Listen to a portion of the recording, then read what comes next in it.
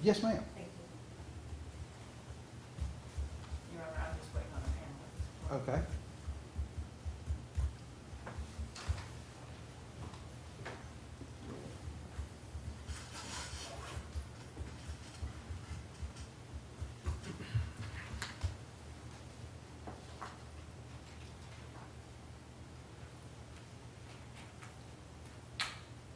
State of Florida versus Josiah. How do you pronounce your first name? Josiah Yes, Josiah. Marquez Beachem, case number 23 CF 4175. Mr. Beachem's present in the courtroom. He is dressed out in the clothes that he came from the jail. We've had that discussion prior to this hearing. We're getting ready to bring the jurors in. Mr. Beachem, you understand you have a right to be represented by an attorney at this hearing, at this trial? Yes, sir. And you've made the decision to represent yourself, is that correct? Yes, sir. Do you wish to continue representing yourself? Yes, sir. You understand at any point in time you can ask an attorney to be appointed to represent you? Yes, sir. All right. And are they, when are they going to send the jurors?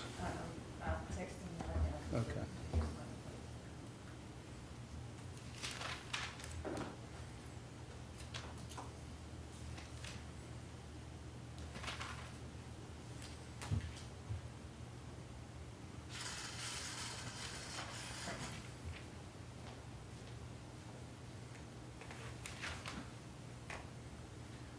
I am going to give the one instruction today that Mr. Beachem has a right to be represented by an attorney or represent himself, and he has exercised his constitutional right to represent himself, okay? The shot.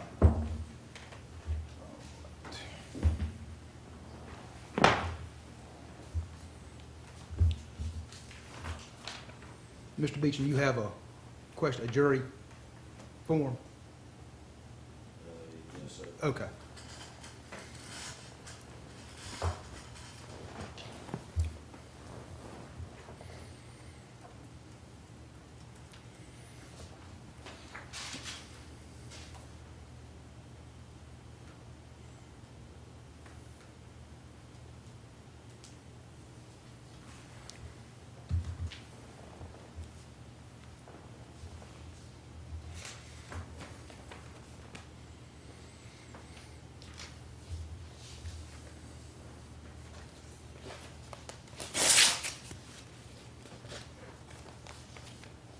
Is Judge Campbell and Judge Henry still picking jurors? They might still be picking, I know, one was picking two, Okay. and then the other one was picking for a trial.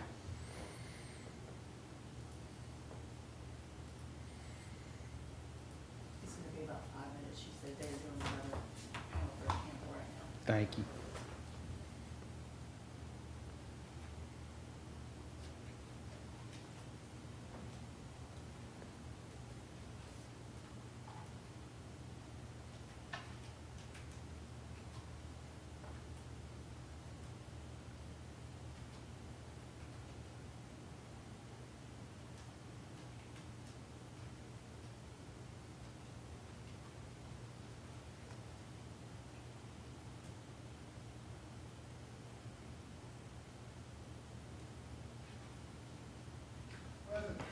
Beacham, have you had a chance to review the jury instructions? Yes, I have, Your Honor. All right, let's go through them.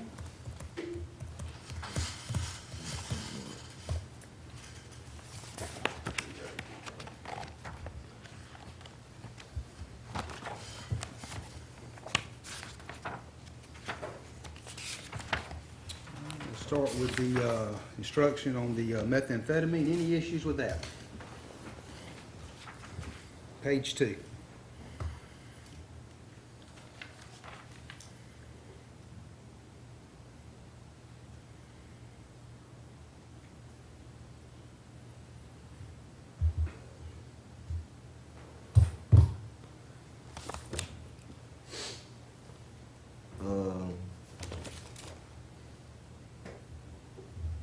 Yes, Your Honor. Is this, should this be stylized like for constructive possession with the domain and control element added?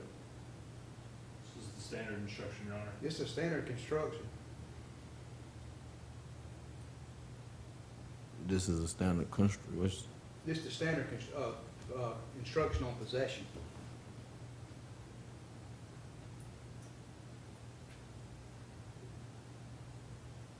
but would it need to be stylized as constructive? No, sir.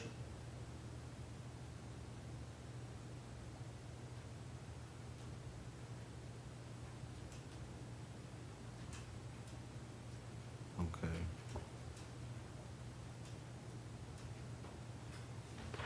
Control the substance carried in person or near a person. Is this a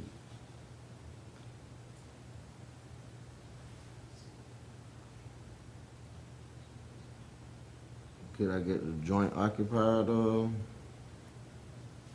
instruction? The possession of a substance may be sole or joint, that is, two or more persons may possess a substance. No, that well, that the knowledge element can't be inferred but established by independent proof.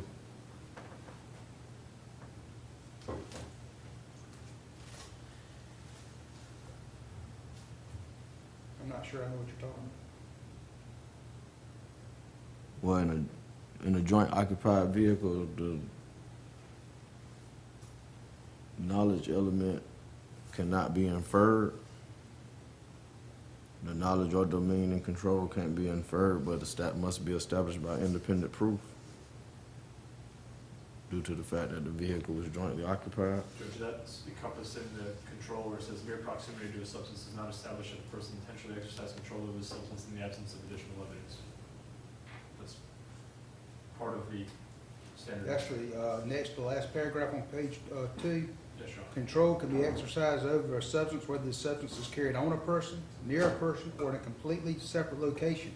Mere proximity to a substance does not establish that the person intentionally exercised control over the substance in the absence of additional evidence. Control can be established by proof that Josiah Beachem had direct personal power to control the substance or the person's ability to direct its control by another. And I believe that's the instruction, that's the instruction that you're asking for. It's encompassed in that. So basically it says if you're not, just because you're close to something does not mean that you exercise control over it, absence of something else. Okay. Okay? Anything else on the, that charge? No, sir. Okay. And of course, the, page 3 is the possession of cocaine, and that possession, was the same possession charge that's on page 2.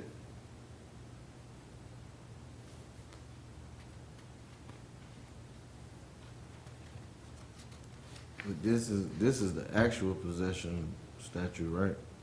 Or instruction? No difference between actual and constructive possessions as far as. Possession can be proven to be either actual or constructive possession. That's just how you prove possession. There's not a different charge.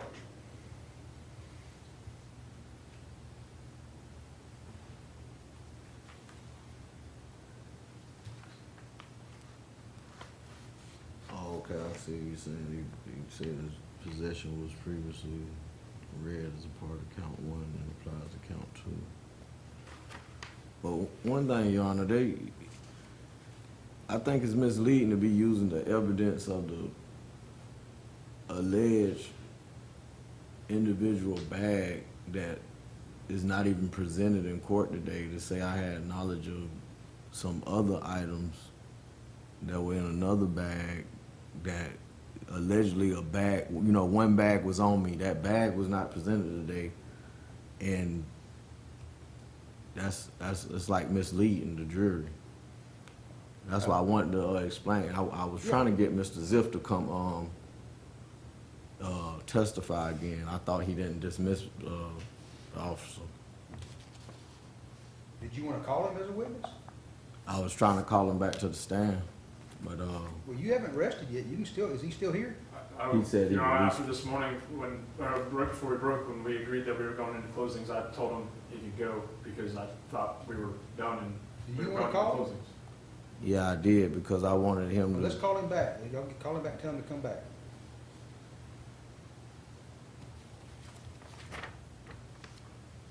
you know, it seems like they might think I'm charged with whatever that mixed powder was that they put together, or whatever.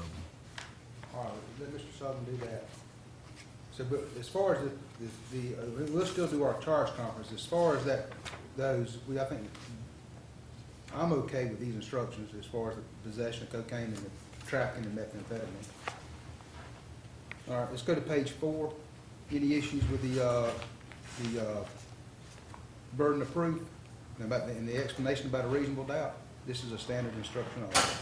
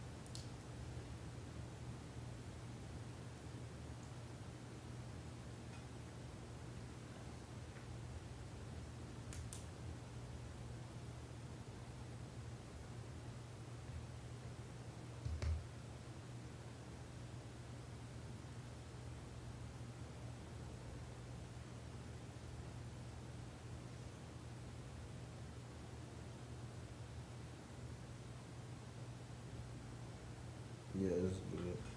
That's good? Yes, sir. All right, let's go to page 5. And this is the rules about deliberation.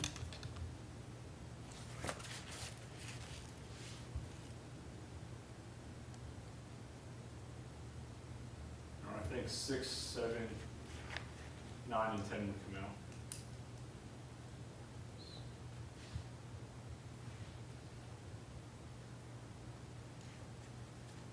I agree with you, Mr. Beachem.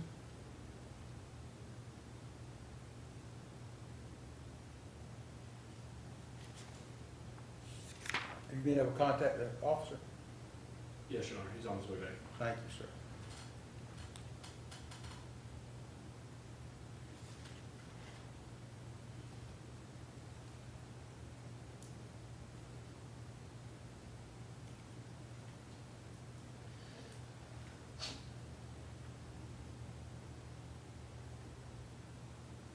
You said 6, 7, and 8? 6, 7, 9, and 10. Oh, Is that correct, Mr. Sullivan? Yes, Your Honor, I think 8 would probably, I think 8 should stay in. yes. Don't you, Mr. Beachem? yes.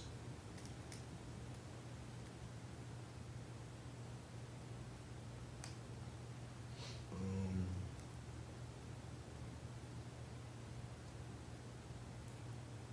9 and 10, I would like to stay in as well. Well, I mean, there's no evidence of anybody being convicted of a felony or misdemeanor involving dishonesty.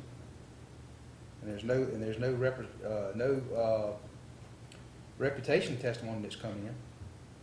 Well, I mean, I had the allegation of perjury up, and I said I would like the court to take judicial notice of that allegation. I'll take judicial notice, but there's no allegations, I've seen no evidence of perjury.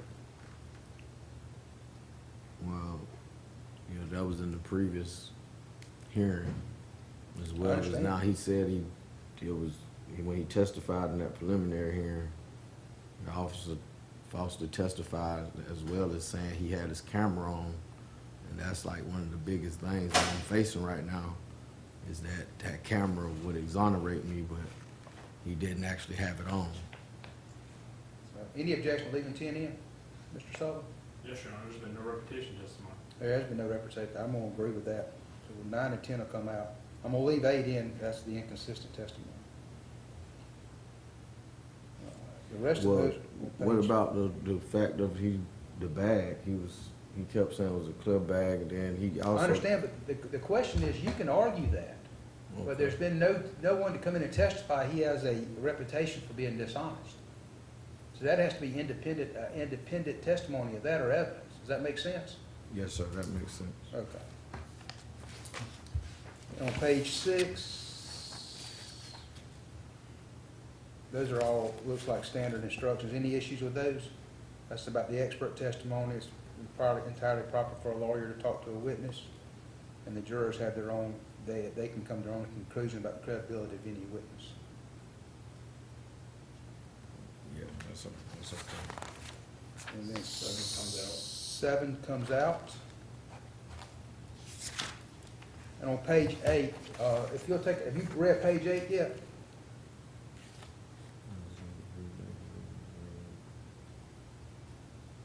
I'm reading it now, Your Honor. Okay.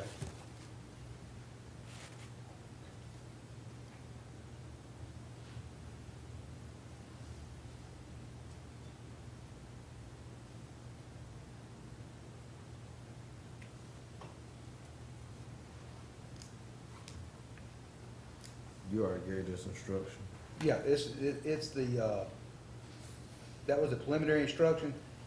This is the instruction. You can ask for both of these to be given again. I'm gonna give the instruction about exercise. Now, I don't have to, but I mean, it's a instruction that they're not consider, No, you can just, you don't gotta give it again. sir, You don't have to give it again. are you sure? Basically, what that instruction is saying, they're not to be concerned that you did or not take the witness stand, and they should not give that any weight. Basically, what I'm telling them, they can't view that as admission or guilt to be influenced in this decision in any way. They can't hold it against you because you exercise your right to not testify. And basically, again, it lets them know that it's the state's obligation to prove the accusations against you.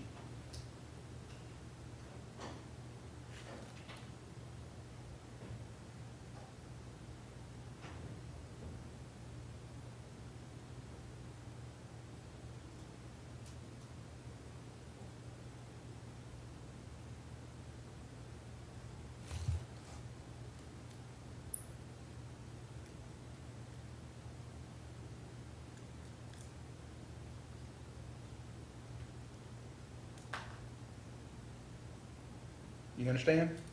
Yes, sir, I do. It kind of sound misleading. Well, let me read it to you and let you listen to it while I read it, okay? Right, by not choosing to be a witness in this case. Let me read it to you and let you listen to it, okay? Yes, sir. The Constitution requires the state to prove its accusations against the defendant. It is not necessary for the defendant to disprove anything, nor is the defendant required to prove his innocence. It is up to the state to prove the defendant's guilt by evidence. The defendant exercised a fundamental right by choosing not to be a witness in this case. You must not view this as an admission of guilt or be influenced in any way by his decision. No juror should ever be concerned that the defendant did or did not take the witness stand to give testimony in the case. Yeah, you can leave it in, Your Honor. And then the general rules of deliberation, those are all standard. Page 9.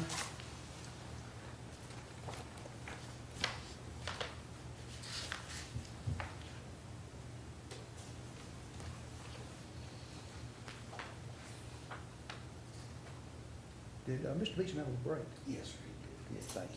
Mr. Ratchford. Thank you.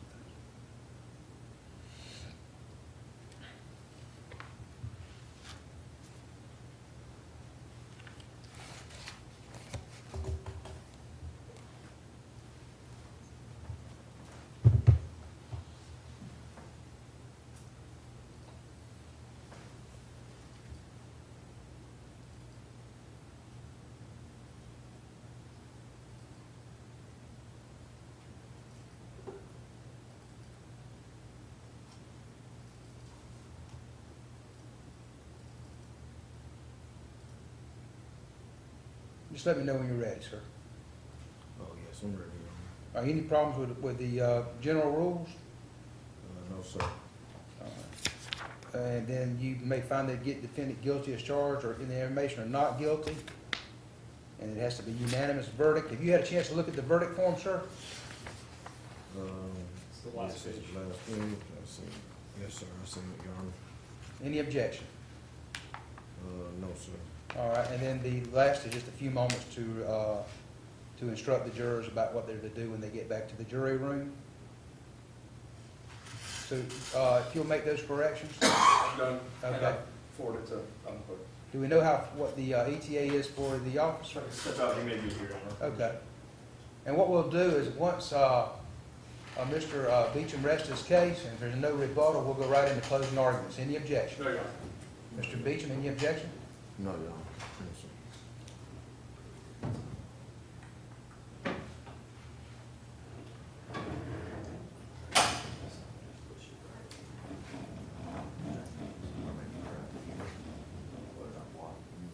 He's still gotta come in, so.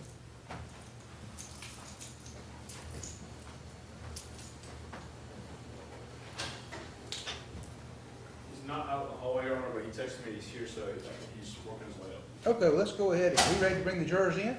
I'm ready, Your Honor. All right, let's go ahead and bring the jurors in. And then, Mr. Beachem, when the jury's in, I'm going to ask you to call your first witness, and you can call your witness, okay? Yes, sir. Thank you.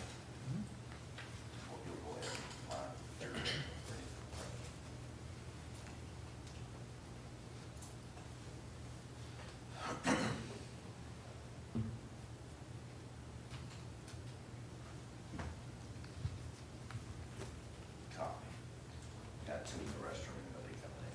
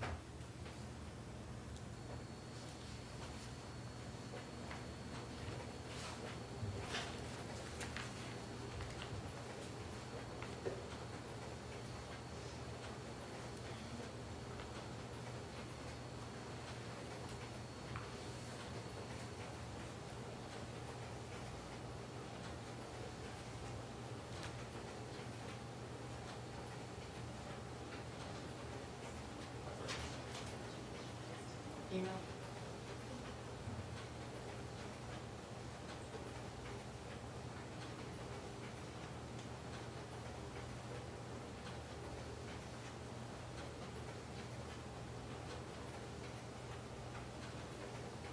The Honorable Brinkley S. Clark presiding. Court is now in session. Good morning, have a seat.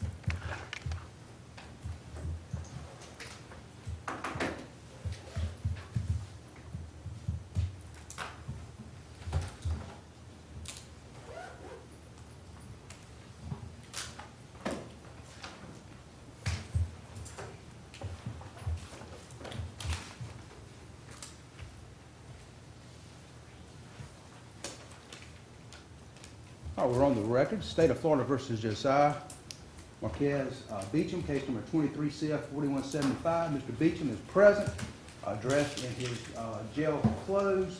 Assistant State Attorney Frank Sullivan is present. We're set for a trial today. Mr. Beachem?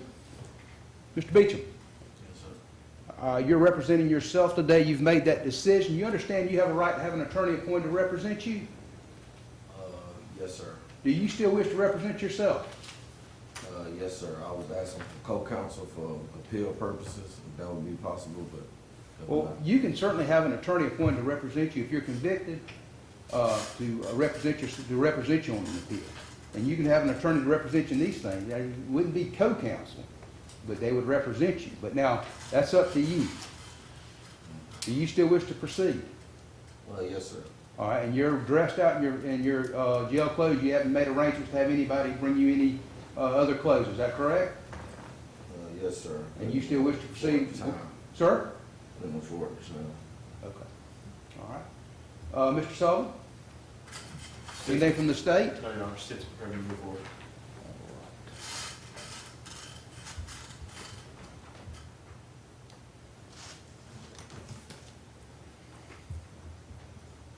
And so do we have all the jurors here?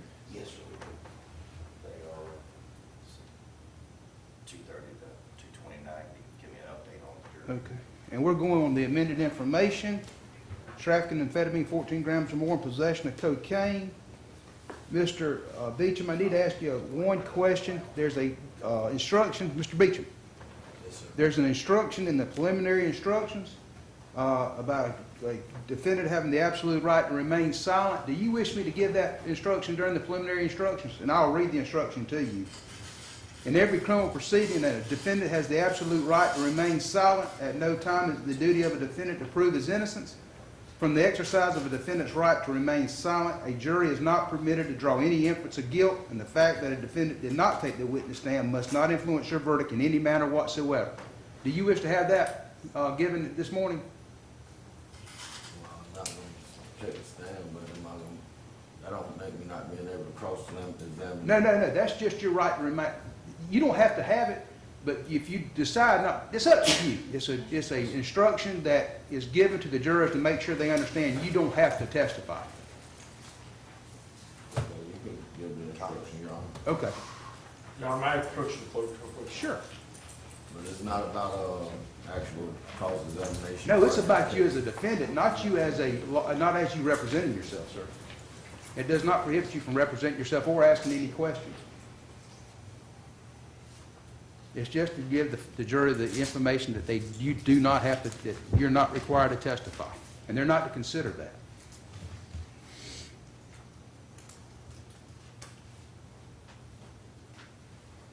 And remember, Mr. Beachem, at any point in time you'd like an attorney, one can be appointed to represent you.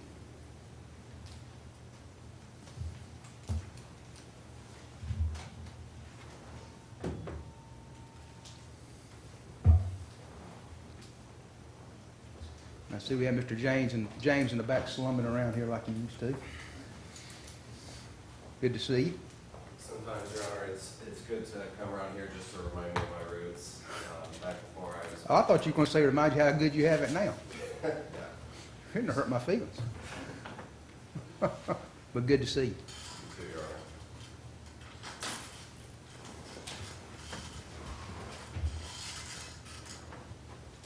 Roll call, please.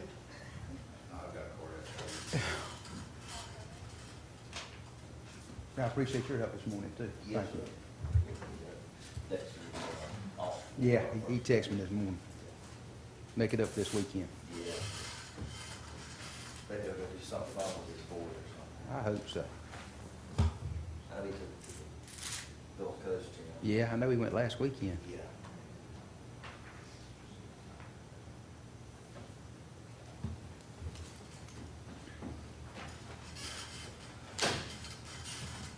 They all are outside. Okay. So we're ready. Give me 1 second, and I'll be ready to bring them I think there may be a couple in the rest of in. them. Okay, just let me know when they're all out. Sure.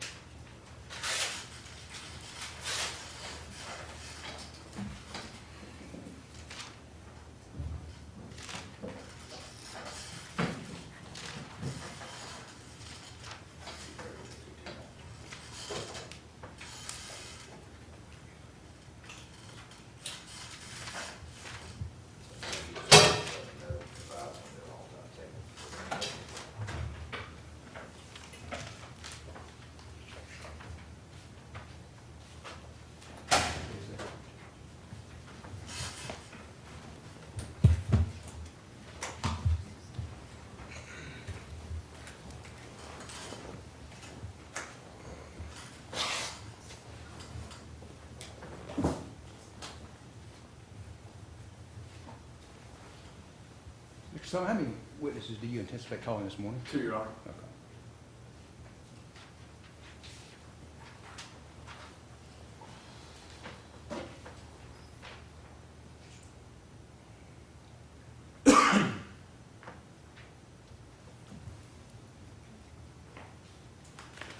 Excuse me.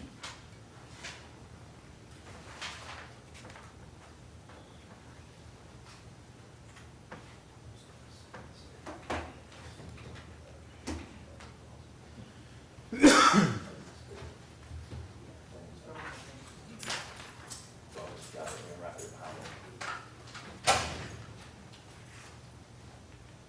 we ready to line up? Yes, sir. Okay. Go ahead, line up.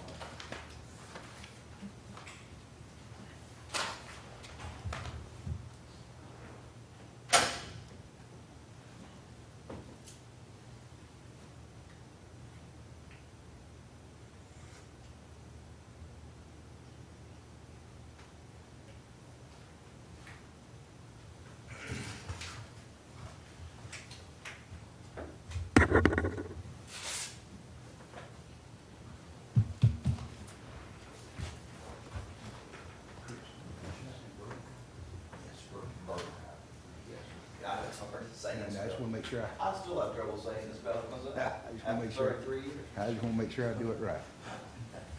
Trust me, I'm used to it being messed up. I always used to, they get to my name, they pause and I just raise my hand.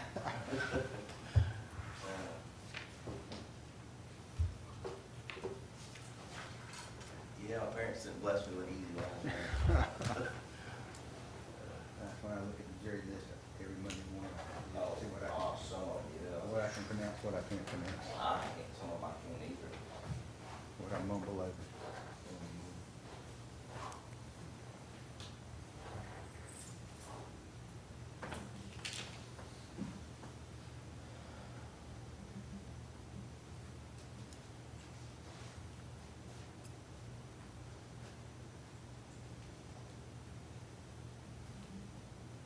Teach me how we line up.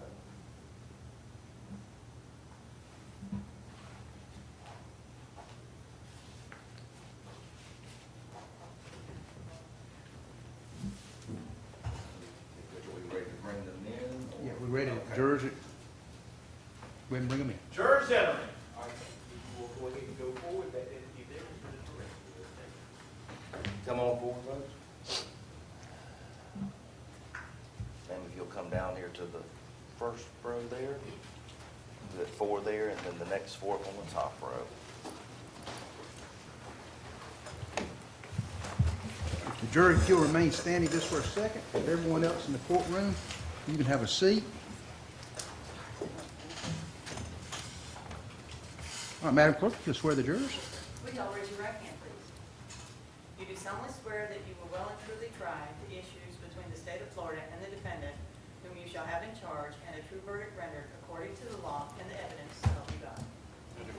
Thank you. Good morning, have a seat.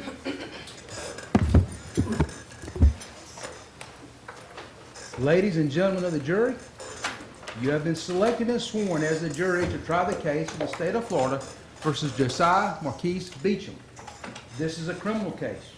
Mr. Beachem is charged with 2 counts, trafficking of amphetamine, 14 grams or more, and possession of cocaine.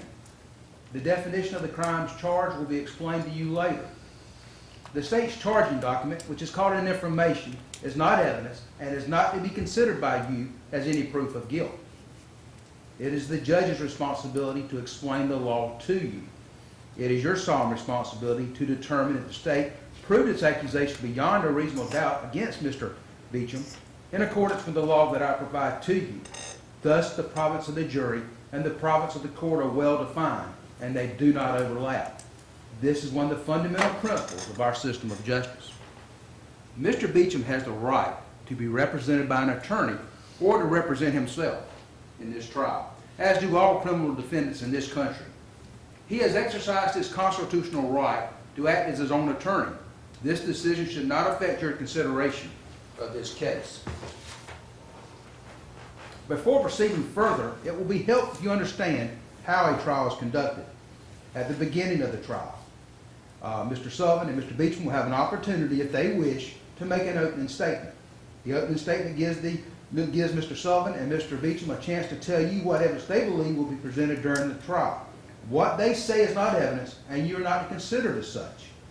Following the opening statements, the witnesses will be called to testify under oath. They will be examined and cross-examined by the attorneys.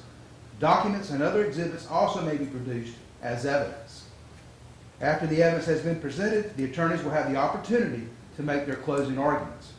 Following the closing arguments by the attorneys, the court will instruct you on the law applicable to the case.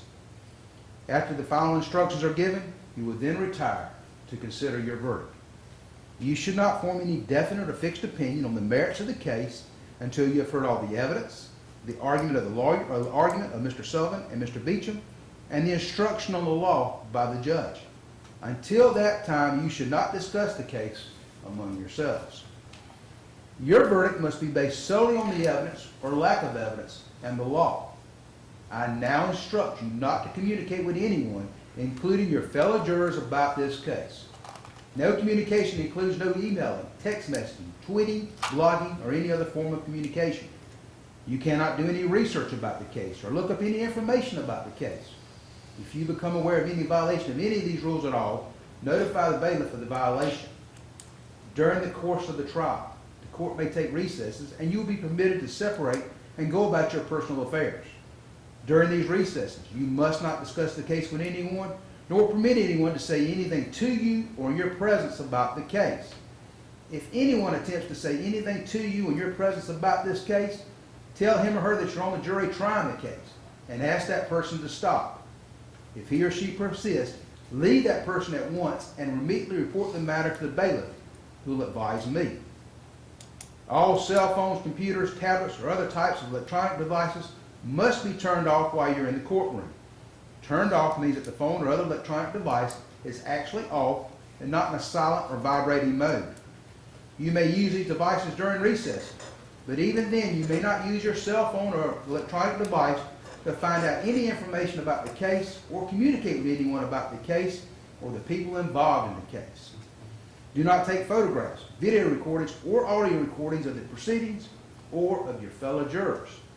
After each recess, please double check to make sure your cell phone or electronic device is turned off. At the end of the case, while you're deliberating, you must not communicate with anyone outside the jury room. You cannot have in the jury room any cell phones, computers, smartwatches, or any other electronic devices. If someone needs to contact you in an emergency, the court will receive messages and deliver them to you without delay. The case must be tried by you only on the evidence presented during the trial and in your presence and in the presence of the defendant, the attorneys, and the judge. Jurors must not conduct any investigation of their own. This includes reading newspapers, watching television, or using a computer, cell phone, the internet, any electronic device, or any other means at all to get information related to this case or the people and places involved in this case. This applies whether you're at the courthouse, at home, or anywhere else. You must not visit places mentioned in the trial or use the internet to look at maps or pictures to see any place discussed during the trial. If you would like to take notes during the trial, you may do so. On the other hand, of course, you are not required to take notes if you do not want to. That will be left up to you individually. You have been provided a notepad and pen for use if you wish to take notes. Any notes that you take will be for your own personal use. However, you should not take them with you from the courtroom. During recesses, the bailiff will take possession of your notes and will return them to you when we reconvene. After you've completed your deliberations, the bailiff will deliver your notes to me. They will be destroyed. No one will ever read your notes. If you take notes, do not get so involved in note-taking that you become distracted from the proceedings. Your notes should be used only as aids to your memory. Whether or not you take notes, you should rely on your memory of the evidence and should not be unduly influenced by the notes of other jurors. Notes are not entitled to any greater weight than each juror's memory of the evidence. Jurors must not have discussions of any sort with friends or family members about the case or the people and places involved. So, do not let even the closest family members make comments to you or ask questions about the trial. In this age of electronic communication, I want to stress again that just as you must not talk about this case face to face, you must not talk about this case by using an electronic device. You must not use phones, computers, or other electronic devices to communicate. Do not send or accept any message related to this case or your jury service. Do not discuss this case or ask for advice by any means at all, including posting information on an internet website, chat room, or blog. What are the reasons for these rules? These rules are imposed because jurors must decide the case without distraction and only on the evidence presented in the courtroom. If you investigate, research, or make inquiries on your own, the trial judge has no way to make sure that the information you obtain is proper for the case. The parties likewise have no opportunity to dispute or challenge the accuracy of what you find. That is contrary to our judicial system, which assures every party the right to ask questions about and challenge the evidence being considered against it and to present argument with respect to that evidence. Any independent investigation by a juror unfairly and improperly prevents the parties from having that opportunity our judicial system promises. Any juror who violates these restrictions jeopardizes the fairness of these proceedings, and a mistrial could result that will require the entire trial process to start over. And a mistrial is a tremendous expense and inconvenience to the parties, the court, and the taxpayers. If you violate these rules, you may be held in contempt of court and face sanctions such as serving time in jail, paying a fine, or both. In every criminal proceeding, a defendant has the absolute right to remain silent. At no time is it the duty of a defendant to prove his innocence. From the exercise of a defendant's right to remain silent, a jury is not permitted to draw any inference of guilt. And the fact that a defendant did not take the witness stand must not influence your verdict in any manner whatsoever. Mr.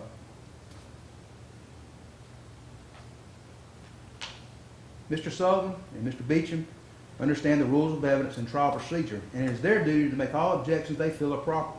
When an objection is made, you should not speculate on the reason why it is made. Likewise, when an objection is sustained or upheld by me, you must not speculate on what might have occurred had the objection not been sustained, nor what a witness might have said had he or she been permitted to answer. During the trial, it will be necessary to confer with Mr. Sullivan and Mr. Beachem out of your hearing to discuss matters that require consideration by me alone. It is impossible to predict when such a conference may be required or how long it will last. When such conferences occur, they will be conducted so as to consume as little of your time as is necessary for a fair and orderly trial of the case. Mr. Sullivan, whenever you're ready, Thank you, Your Honor. you may call your first witness. I'm sorry, you make your opening statement. Thank you. On November 11th, 2023, this defendant, Josiah Beachem, was found by Officer Richard Ziff from the Panama City Police Department to be in possession of a trafficking amount of methamphetamine as well as a quantity of cocaine. You're going to hear from Officer Richard Ziff today. He's going to tell you that on November 11th, 2023, the defendant was driving along Beach Drive, not far from here, when the officer conducted a traffic stop on the vehicle that the defendant was driving. He made contact with the defendant, and during the course of this traffic stop, ultimately ended up searching the car. When he searched the car, he also searched Mr. Beachem's person, and he's going to tell you what he found. He's going to tell you that in the back seat, just behind the driver's seat, within reach of the driver, who was Mr. Beachem, he found a couple containers. In one container, there were several white powdery substances in baggies. In another container, there was another similar powder in baggies.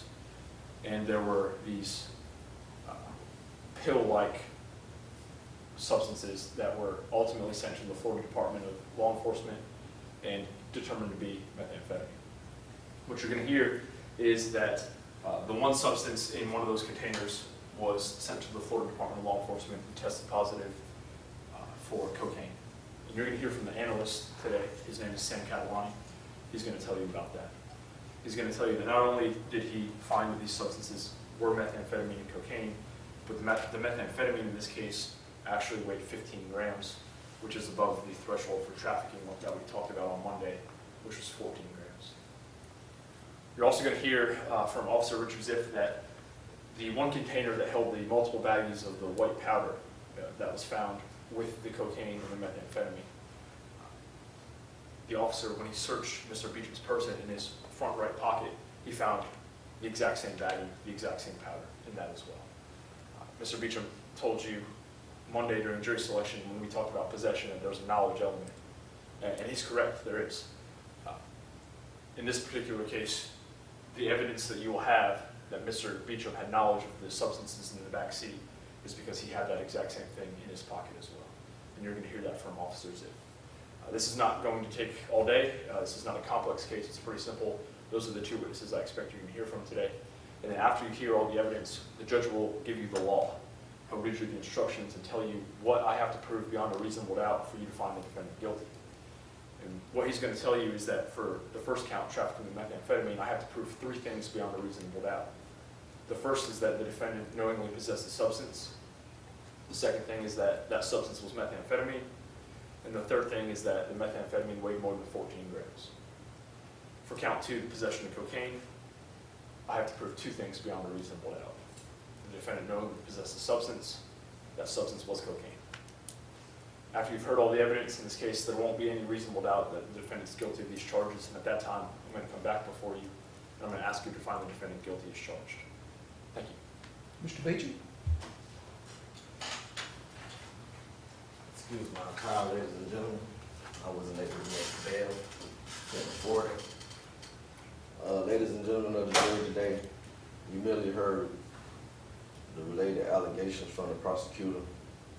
And as he said, it's not my duty to prove my innocence, but the state's duty to prove my guilt beyond a reasonable doubt by meeting every element of the case.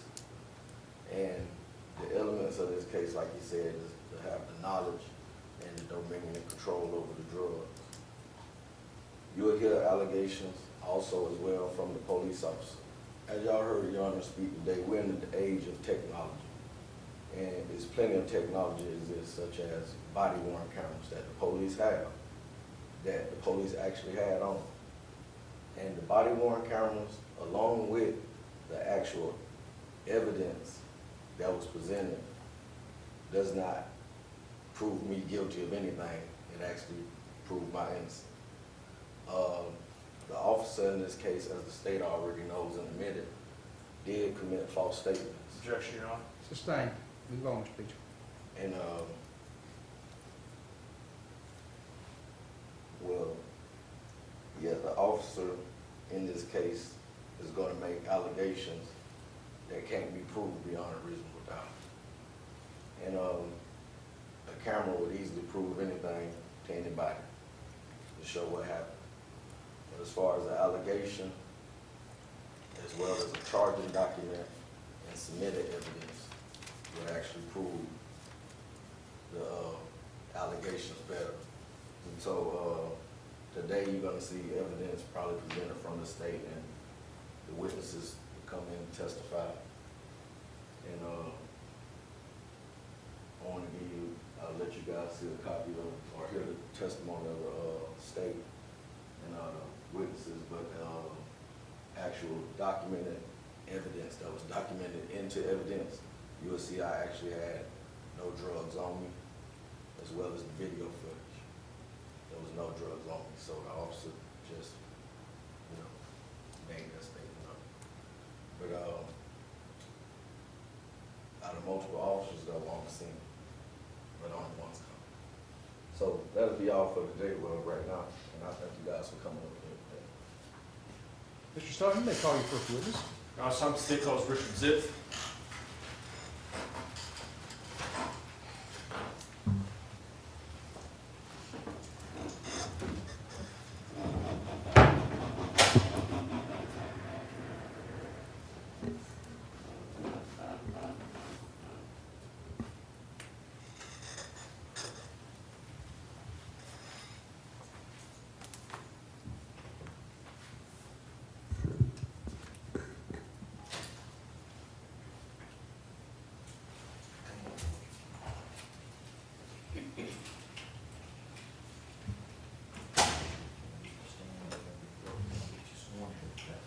You raise your right hand. You do solemnly swear or affirm the testimony you're about to give to be the truth, the whole truth, and nothing but the truth, so help you God. I do. Thank you. All right, so you can have a seat. Speaking to the microphone, and Mr. Sullivan, you may inquire whenever you're ready. Thank you, Your Honor. Good morning, sir. Morning. Can you please introduce yourself to the jury? Officer Richard Ziff, Panama City PD, How long have you worked for the Panama City Police Department? 2 years. And where did you work previously to that? Garfield County Sheriff's Office in Colorado and El Paso County Sheriff's Office in Colorado. And how long were you a law enforcement officer in Colorado total? I was all law enforcement from 2013 to 2022 in Colorado.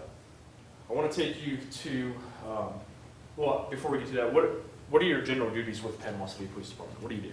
I patrol the city, respond to calls for service. I'm drive around, be proactive, prevent crimes, deter crimes, make arrests, interact with the citizens of Panama City. As part of your job duties, do you routinely do traffic stops and things of that nature? I do. I want to take you to November 11th of 2023. Did you conduct a traffic stop on that date? I did. Where was that traffic stop? Where was that located at? It was gonna, ended up on Fairland Avenue and West Beach Drive. And what was the basis for conducting that traffic stop? When I turned on to West Beach Drive from Balboa, I witnessed a vehicle in front of me that was having a hard time maintaining its lane. Eventually, the vehicle started drifting over the traffic control device, which is the center median solid lines. So at that point, I activated my overhead blue lights to initiate the traffic stop on the vehicle, with the vehicle coming to a stop on West Beach Drive and Fairland Avenue while it was, when it came to a stop, it actually drove over the curb. And when you say the center median traffic control device, you're talking about the yellow lines? Yes, Ultimately, when you conducted a traffic stop, did you make contact with the driver? I did. Were you able to determine who the driver was? It was Mr. Josiah Beachem. Do you see that person in the courtroom today? I do. Can you identify him? He's to my right. Let the record reflect that he said the witnesses identified the defendant. The record will so reflect. When you made contact with Mr. Beachem, did you do your standard license registration, all that kind of stuff? I introduced myself as Officer Zip, Panama City PD, told him the nature for his stop, which is because he was having a hard time maintaining his lane, and immediately told him as well that I detected the odor of marijuana coming from within the vehicle. Ultimately, as a result of this traffic stop, did you end up searching the vehicle? I did, because I developed probable cause to search it after I had plain smell of marijuana. Did you also ultimately end up searching Mr. Beachem's person himself? I did. I want to talk a little bit about what you found. If you could look, there should be a couple photographs in the little folder in front of you. Are they, I apologize, they're not there. May I approach, Your Honor? You may approach. I'm showing you what's been pre-marked for identification in State's Exhibit 1A, B, and C. If you could take a look at those three photographs, please.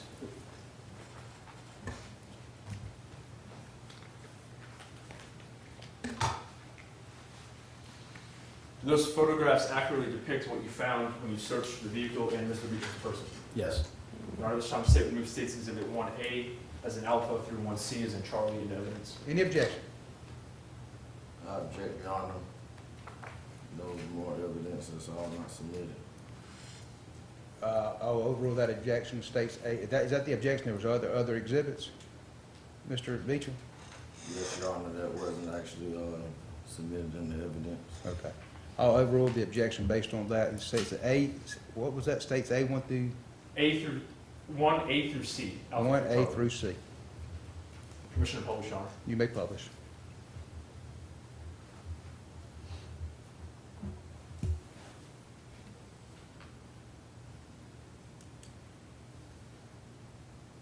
Officer Ziff, I want to talk about States 1A here. We've got a couple of different things in this photograph. We've got these two containers in the front, and then we've got a bag of some pill stuff in the back. First off, were all of these three items located in the same place? No.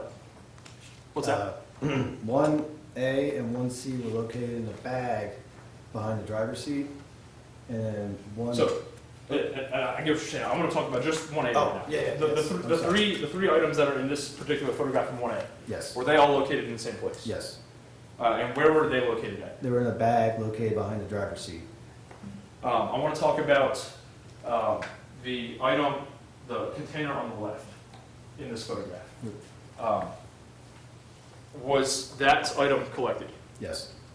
Was it ultimately submitted into evidence? Yes. And was it sent to the Florida Department of Law Enforcement? Yes. May I approach, Your Honor? You may approach.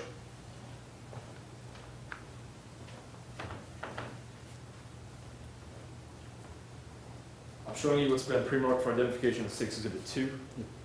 Do you recognize this? Yes. Is this State's Exhibit 2 the contents of the container on the left in photograph 1A? Yes. Your Honor, this time the state would move States 2 into evidence. Any objection?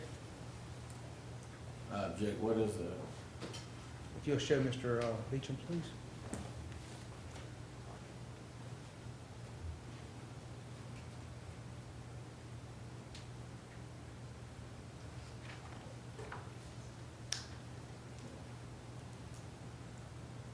What is this alleged to be?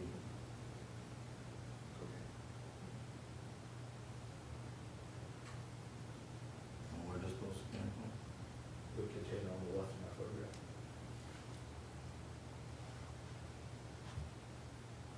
I don't know what else to Mr. Beachem, anything else? Or I'll accept State's Exhibit 2 into evidence. You may publish whenever you're ready. Thank you, Your Honor. I want to talk about the item at the top in photograph 1A, top of the photograph. And I'm going to skip to 1C real quick. Is this baggie the same item that was in the top of the photograph in 1A? Yes. Was this also collected and sent to the Florida Department of Law Enforcement? Yes. May I approach, Your Honor? You may approach.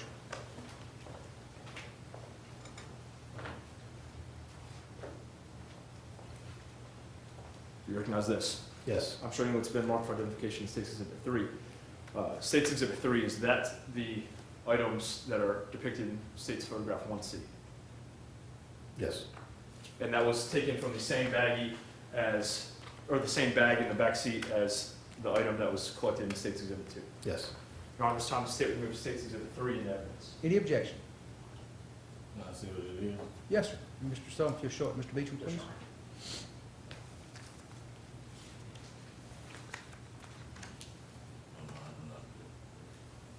Sir, any objection?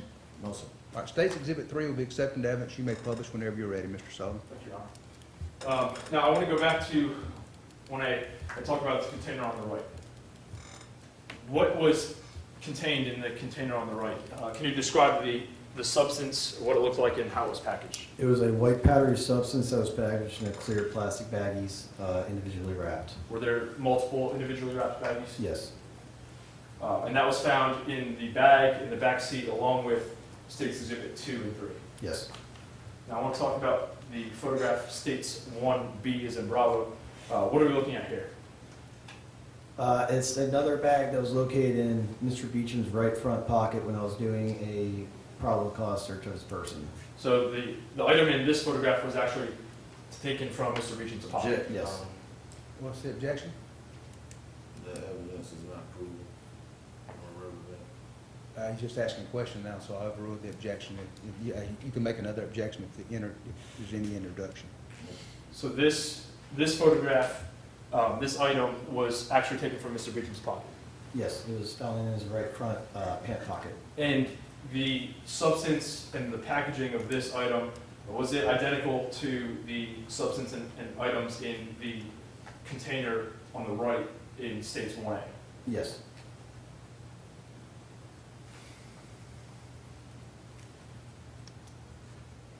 Now, I want to talk to you a little bit about, were you wearing a body camera when all of this happened? I was.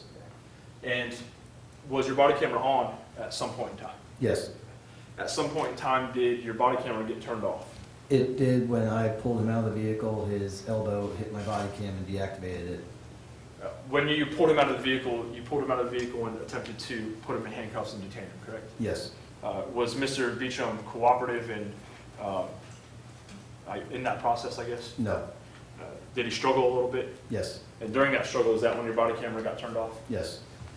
At some point in time, did you realize your body camera was on or was off and turn it back on? Yes. The moment I realized it was off, I immediately turned it back on and informed my supervisor that body cam got turned off. And by the time that you had realized it and turned it back on, had you already begun searching? Yes. Had you already found the items that we've already talked about? Yes. So your body camera footage doesn't actually capture you searching the vehicle or searching Mr. Beachem? Unfortunately, no. Your Honor, I've got no further questions at this time. Mr. Beachem? Mr. Beachem, you can sit there at your desk, or you can go to the podium wherever you feel comfortable.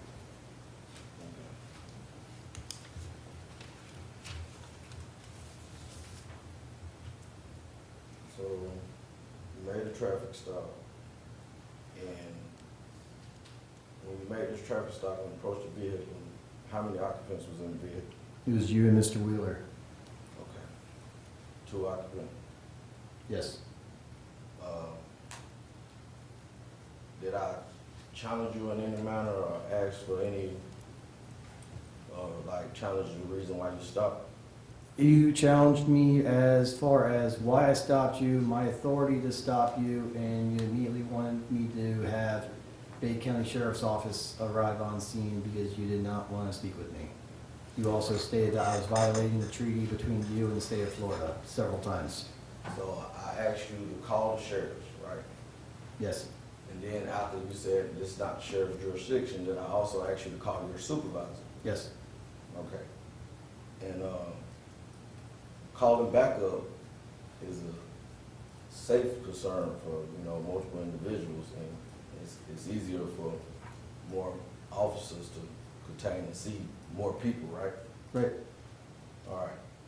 At a preliminary hearing, you testified as well. Objection, Your Honor, improper impeachment. Sustained. I'm not talking about the false allegations, Your Honor. You're gonna have to rephrase your question. Okay. At the point when you removed me from the vehicle, did you have eyes on the passenger? I lost eyes on him because I had to focus on you, and my officer safety involved me having to safely remove you from the vehicle. Okay. The drugs were allegedly found in what type of, A clear plastic baggie that was located in a backpack behind your seat. you said a brown bag? No, they were in a clear, each of them were wrapped in clear plastic baggies in a backpack behind the driver's seat.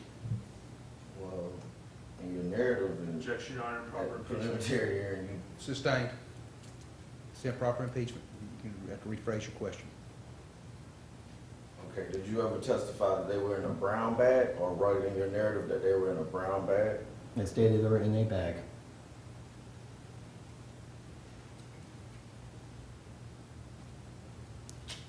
Okay.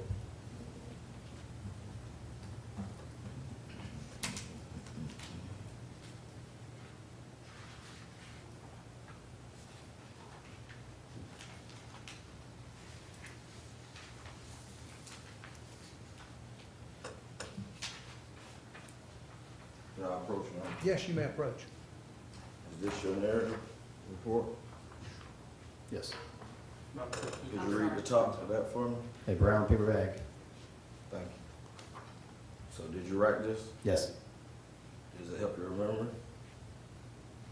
I mean, it's my report. So they were in a brown bag? The brown bag was located in the bag behind the driver's seat. Okay. And the containers in the picture, you want to see this? You already have a copy of this, I'm sure. And all the collected items were seized and documented in the evidence, right? Yes. Okay,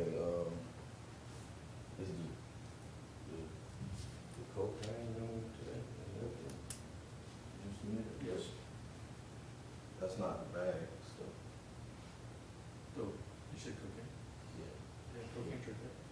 that's not the bag, right? I don't You said the bag, the one that's in this, A. Where is it? not think it was in there. Why is it? What I've moved into evidence is same right there. Okay. And the evidence that you submitted, what all was found in that brown bag? Would you relate that to the court? There was 2 items in front of me, and then there was bags individually wrapped that contained a green leafy substance that had the odor, distinct odor of marijuana, and that was individually wrapped as well. Was that all that was found? These items and the white powdery substance as well. What about these?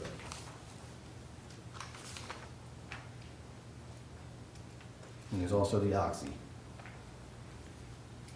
Oxycodone, Yes. what was it, how many bags were it? Per the evidence sheet, there shows to be Mr. Beecham, you need to back up just a little bit, okay? one that was entered for 5 and then one that was entered for 8. So it's 2 separate bags, Yes.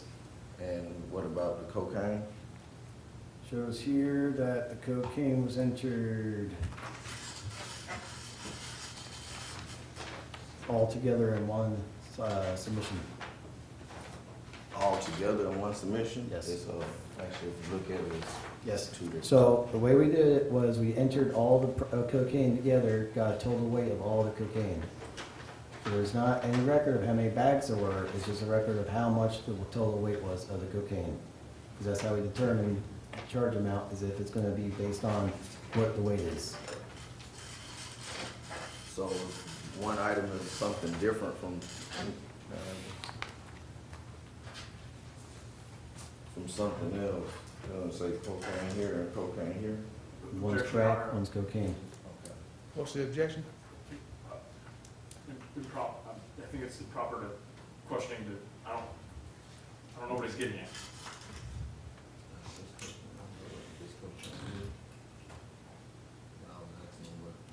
We say all the cocaine.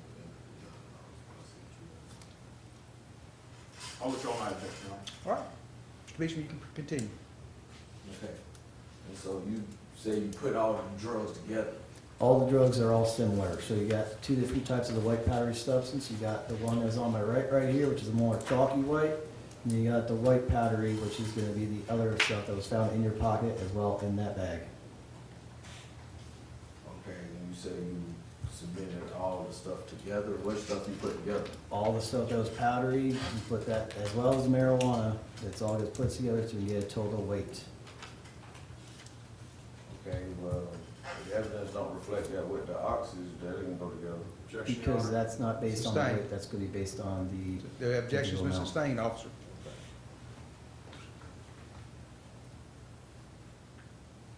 So it's nothing logged here saying that it came out of my pocket? that's just an evidence sheet. Okay. And out of all the evidence you guys collected, you said your body camera wasn't on when you found any of it.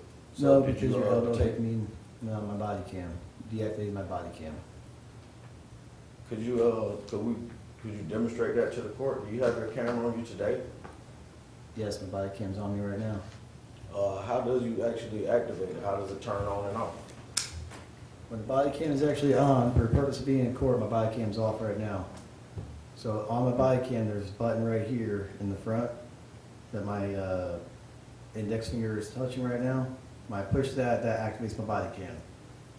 Push it again, it turns off the body cam. So when I initiated the stop, immediately my body cam turned on. When Mr. Beachem refused to come out of the car, I had to remove him from the car, and because he was not cooperative with me, when I swung him around the car to put him against it to control him, his elbow, left elbow went into my body cam button, deactivating my body cam. And so it's just a slight push of the button that deactivates. Based on the amount of pressure, yes. Like I said, I had to push you against the car to control you because you were not cooperative. And all these items, were they analyzed for fingerprints? I see a container here, it was a brown paper bag.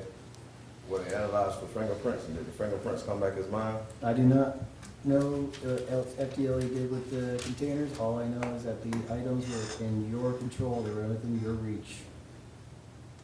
They were in my control and in my reach? Yes. And you said they were behind the seat on the floor? No, they were behind your driver's seat in the passenger seat.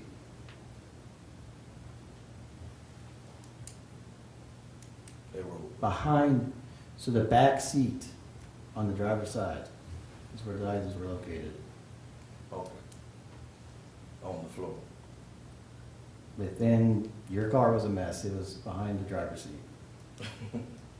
Okay, so it was a lot of stuff in the car. You had a lot of stuff in the car. Okay, you said my car, was that actually my car? It was your girlfriend's car. It was a girl car. Your girlfriend, she showed up on scene, told us that she was your girlfriend. You even told us on scene that it was your girlfriend. Okay, just making sure it wasn't my actual car. Ask and answer, Your Honor. I'll have an answer to the question. Let's move on. And, you said you lost sight of the passenger, and, you didn't get these items analyzed for any fingerprints to prove that they were actually mine? No.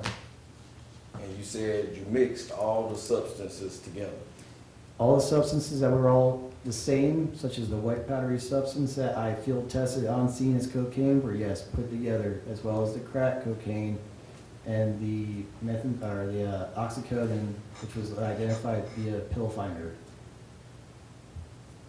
Okay. So, mixing drugs together, is that proper policing or keeping them separate to clearly identify what they are as far as the FDLE report will go? Our policies have us placing all the drugs that tested positive the same, putting it all together so we can get a total weight of the drugs. We cannot get a proper weight if we keep them in the small baggies because it ends up adding weight to it. So your baggies were all put into a separate evidence for paraphernalia.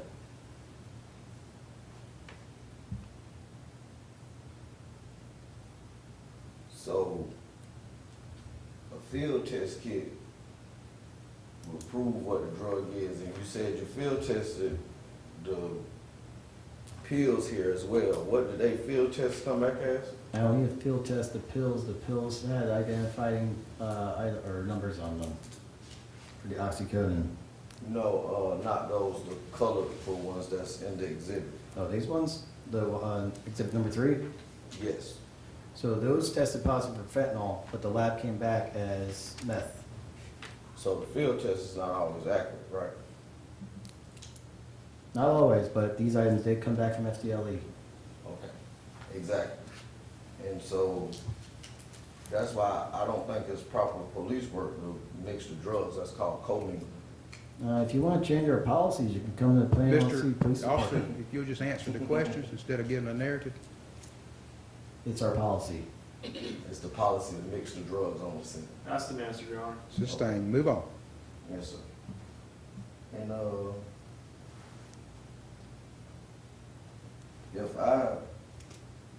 okay, the original charging sheet that I have, did you, submit those charges? I did. Do you remember what I was actually charged with? Objection, relevance. Sustained.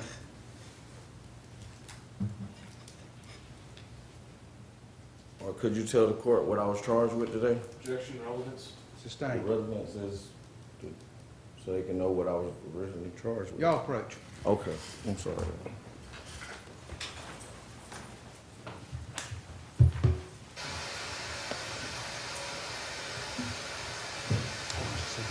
Let the court reporter sit down.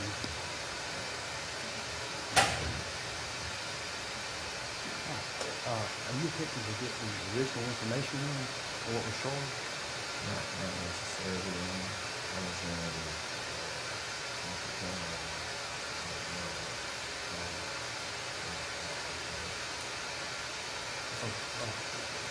For possession of what?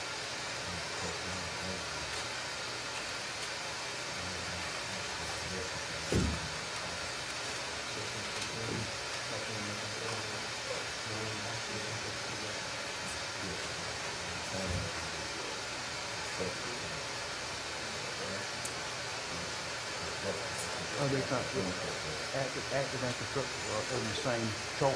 There's not two different charges. There's two different components. One is saying that's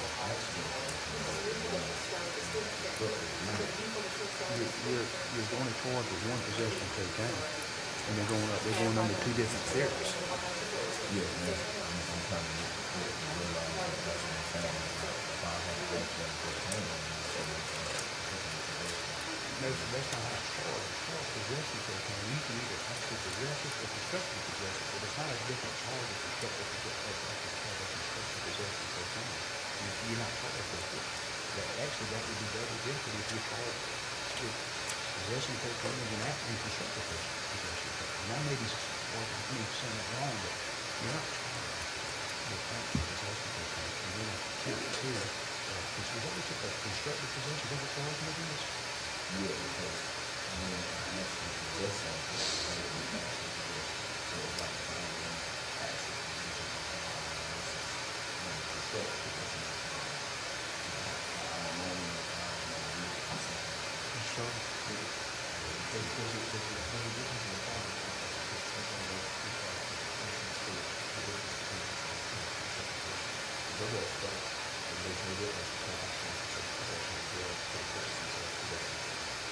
So he's correct. I mean, you can't argue that you were charged with exactly what you want to argue. Let me make sure I understand this. Yeah, the officer what he's saying is not that he's not charged with the concept. That's not a charge. You're charged with it right now.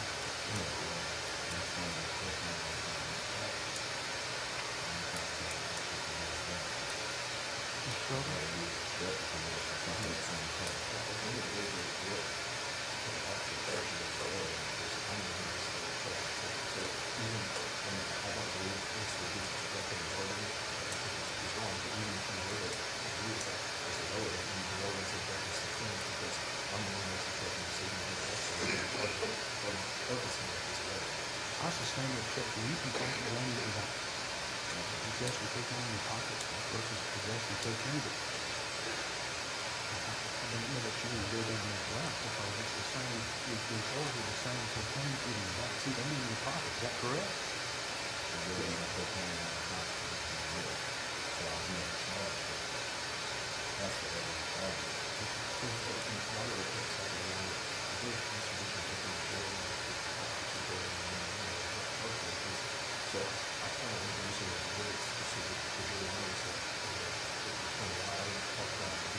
Sure.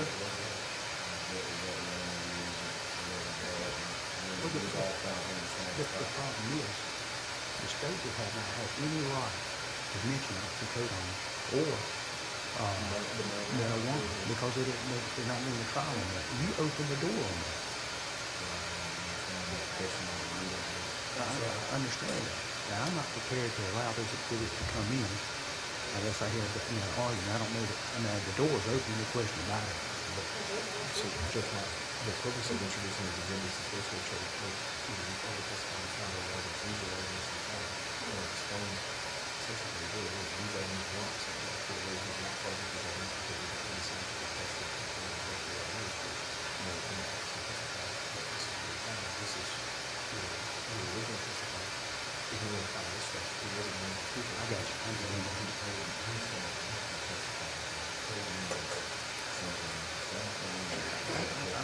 That's an argument you can make to the jury. The question Mr. Sheridan has is that basically the officer didn't mention anything about oxycodone or marijuana during his field examination because he couldn't. And Mr. Sheridan couldn't answer those questions because he was charged. You asked the questions and you mentioned it again about the marijuana and the oxycodone. You've asked him questions about that. I understand that.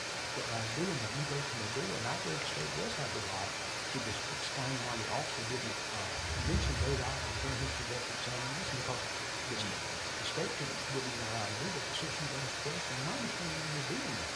And I'm assuming you have the reason because of the way you're asking the questions, but the state has the right to explain why that testimony wasn't given during his first field examination. Does that make sense? Well, you have an officer for his field examination until you got up in your pocket. Do you agree with that? And the question was asked, and basically, is everyone's foundation and what was going on? He asked those questions with responses to the question being answered. So the state has the right, and I believe the soul is correct, to at least explain to the jury why they did it, and why not something like that is. Correct?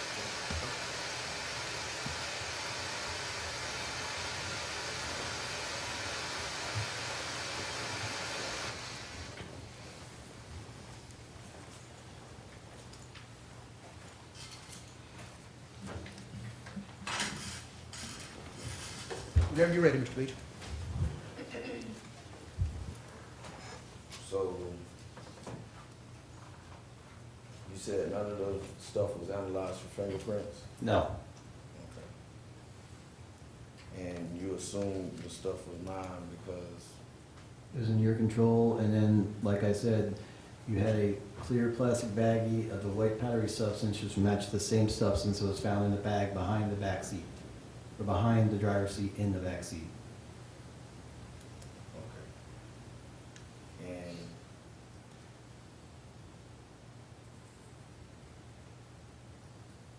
your body camera was not on this. Objection, asked and answered. Overrule the objection. You can ask it again. All right. If you were to say that you had the exhibit A and what it was, B. So this is exhibit B sitting here. You say you mixed that all with the stuff that was in exhibit A, correct? In the right container, yes. So why is the pictures still separate? Because we take pictures of all the evidence we have for this type of purpose, and then we mix it together to get a total weight.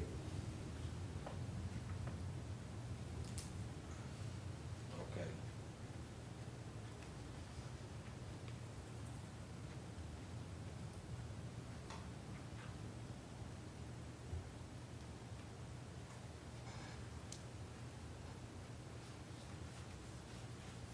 All right, that'll be all for right now, y'all. Any redirect? Yes, Your Honor, may I approach? You may approach.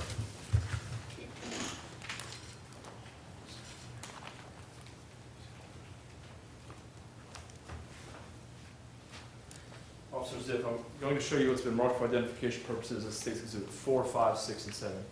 So earlier when you were testifying, I asked you about some of the items that you found in the vehicle. And we talked about the suspected cocaine in the container on the left, the suspected cocaine in the container on the right, and the suspected methamphetamine. There were those multicolored pill type of things, correct? Yes. Okay. Mr. Beachem asked you some questions about some other items you found.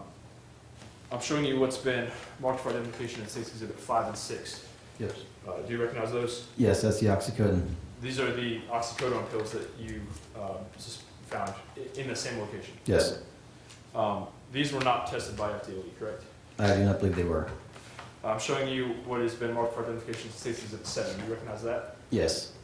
What is that? It's the green leafy substance that I identified as marijuana based on the distinct odor. And this was also found the same location? Yes. And this was not tested by FDLE, correct? No. Okay. I'm showing you what's been marked for identification in State's Exhibit 4. Do you recognize this? Yes. What is this? That's going to be the white powdery substance that's going to be in 1A on the right, as well as the white powdery substance that was in his pocket. Madam Clerk, if I could have the screens again, please. Yes. So I want to clarify this a little bit.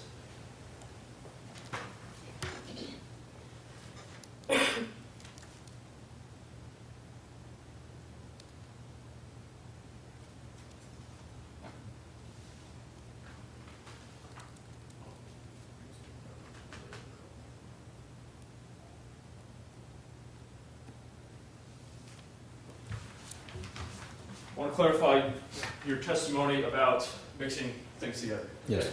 So the items, let's start with 1C. That baggie, when you took this photograph in 1C, this photograph was taken as the items were found, correct? Yes. So they were not mixed together in this baggie by you. No, they was found just like that. And this baggie, this photograph again was taken to document the item as it was found in Mr. Beachem's pocket. Yes. So this baggie, nothing was added to it or taken from it prior to this photograph. No. In these photographs, in these two containers, this photograph was taken as the items were found Yes. to document the condition that you found them in. Yes. Nothing was added to either one of these containers or taken from either one of these containers. No, the containers are exactly found. The pictures were taken exactly the way they were found.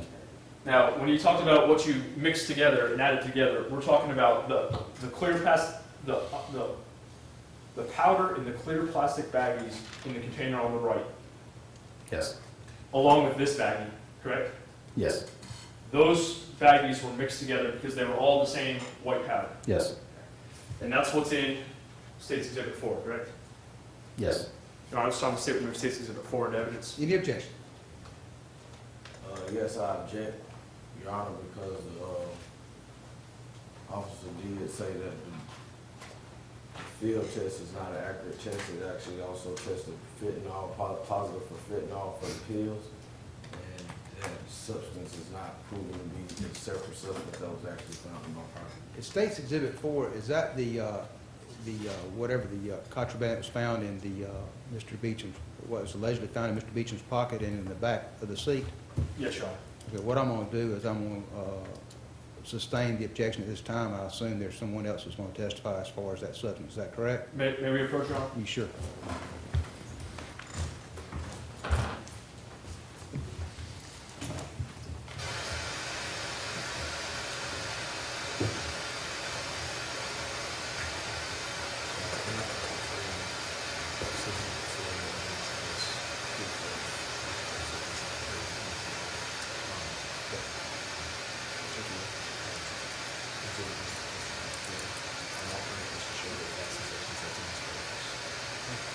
What's coming in for, what is that substance? What the,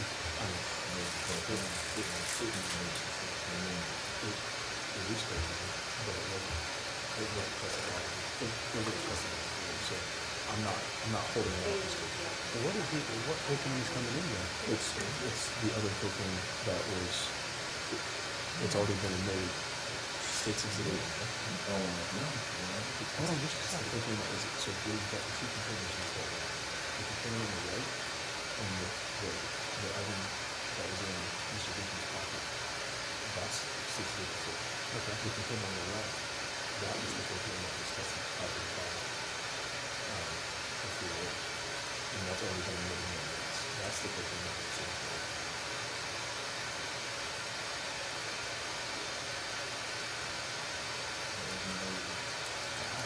Hold on.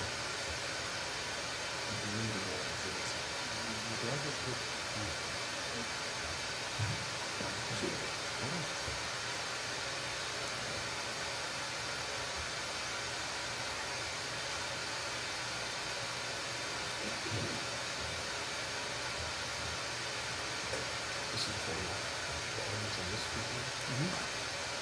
This is the, that's in the photo. So, that's going to be the cocaine that was made.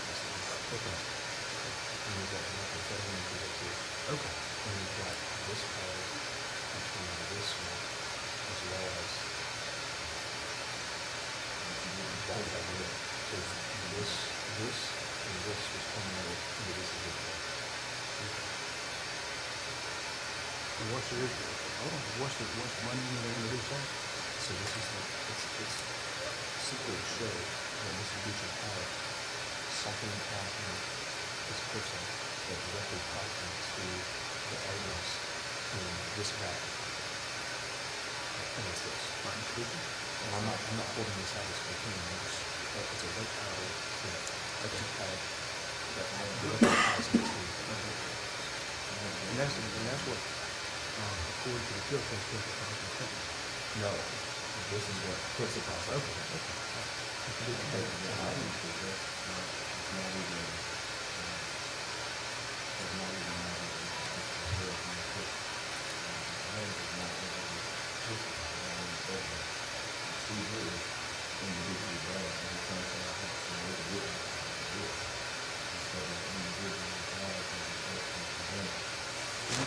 compare that, take it to the board and fix it with it too.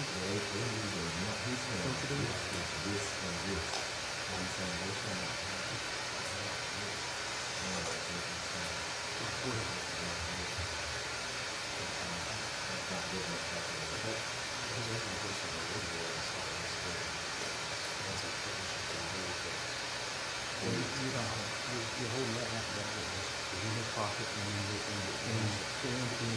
the center of the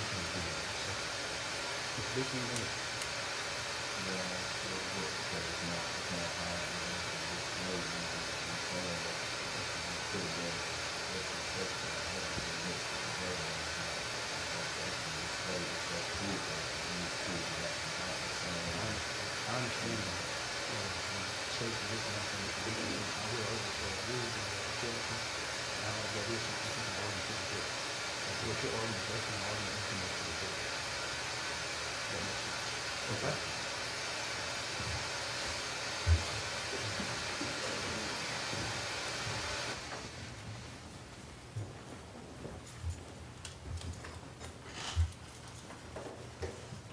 And what are you asking me, in evidence? Your Honor, I just want to say New States Exhibit 4 in evidence. All right, that'll be over, objection. State's Exhibit 4 will be accepted into evidence.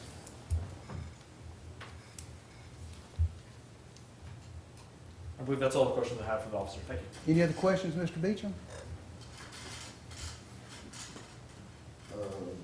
Yes. Okay.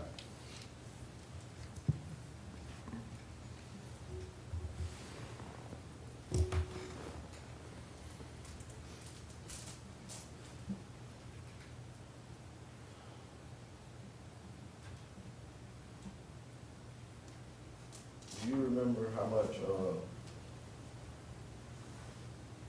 cash was alleged to be on the driver? I do not. Okay. Did any of your other fellow officers, body camera was on? After they showed on scene, yes. Okay. And, the alleged drugs you say were all individually wrapped, Yes. and you didn't submit anything for prints? No. Is it a reason why not? We generally do not submit for prints, especially when I can prove that it was already in your control. Could you explain in control? It was within your arm's reach.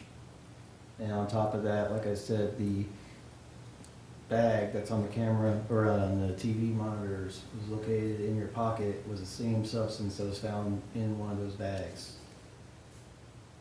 Okay, and how sure are you of that, saying that, because there's no evidence of that, so I'm pretty sure, we're pretty sure? 100%, 100%? yes. So how are you 100%? Could you explain that?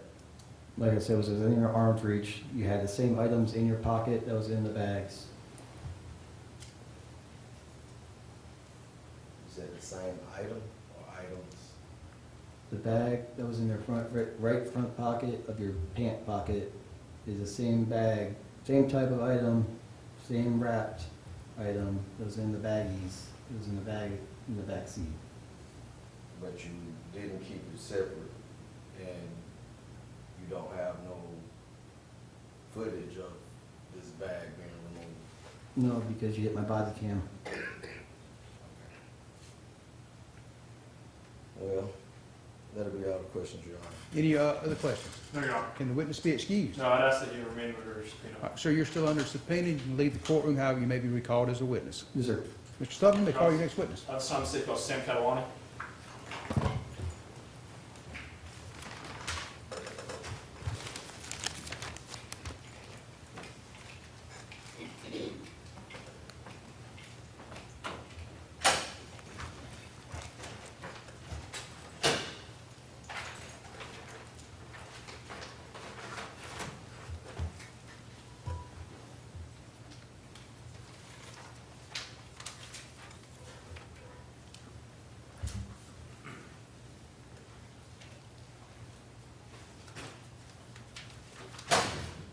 Maybe you'll come on forward.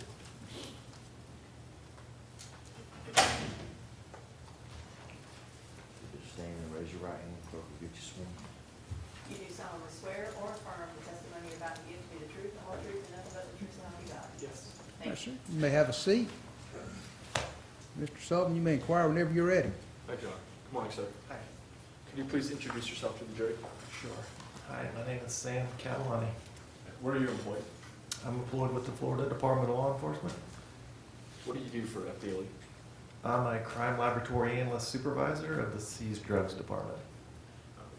What is the Seized Drugs Department? What do you guys do? Basically, we analyze evidence for the presence or absence of controlled substances. How long have you worked for FDLE in the Seized Drugs Department? for almost 25 years. What type of education, training, experience do you have that allows you to do your job? I have a bachelor's of science majoring in biology. I've completed FDLE's training program of the Seized Drugs discipline, and I also undergo continuing education courses yearly. In your 25 years with FDLE, how many times would you say you've had occasion to analyze a substance to determine whether it's a controlled substance or not? Over 30,000. Have you ever testified as an expert witness in court before? Yes, How many times? approximately 400. All right, it's time the state would tender the witness. Mr. Beachem, any questions? Based on Mr. Carolina's qualifications. Mr. Carolina will be able to give his opinion. Mr. Southern, you may continue. Mr. Catalano, were you asked to analyze items of evidence in this case? Yes, How many items were you asked to analyze? there were 2 items submitted. May I approach? You may approach. I'm going to show you what's been marked for identification in what's been admitted into evidence in States Exhibit 2 and 3. They correspond with the FDLE issue, numbers 1 and 2. Okay. Can you take a look at those for me, please? Are those the 2 items that you were asked to analyze?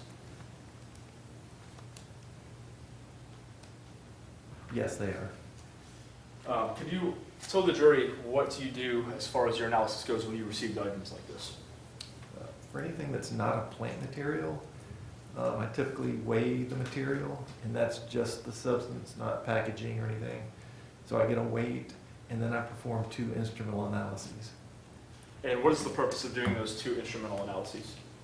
The two instrumental analyses are used for me to identify the material. And did you do that with both of these substances? Yes, I want to talk about States Exhibit 2. I believe that's FDLE item number 1. First, were you able to determine how much that substance weighed? I was. And what was the weight of that substance? It was 11.29 grams. And were you able to determine what that substance was? Yes, What was that substance? I identified cocaine. And States Exhibit 3, that is FDLE item number 2. Were you able to weigh that substance? Yes. And what was the weight of that substance? The total weight was 15.17 grams, plus or minus 0.20 grams. And that 15 grams, I think you testified earlier, that is the weight of the substance alone and not any packaging that it's in, correct? Yes, yes. And were you able to determine what that 15 grams of substance was? Yes. And what was that substance? I identified methamphetamine. All right, the state has no further questions. Mr. Beachem?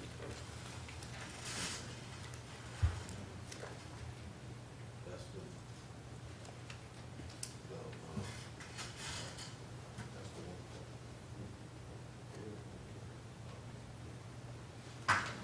so you didn't get any tolerant substance to test? The only thing I have to test was this white chunky substance and some multicolored tablets. Okay, was it labeled where they came from? Like exactly? And with the police submission, did it submit where it was actually found brand value? Not really.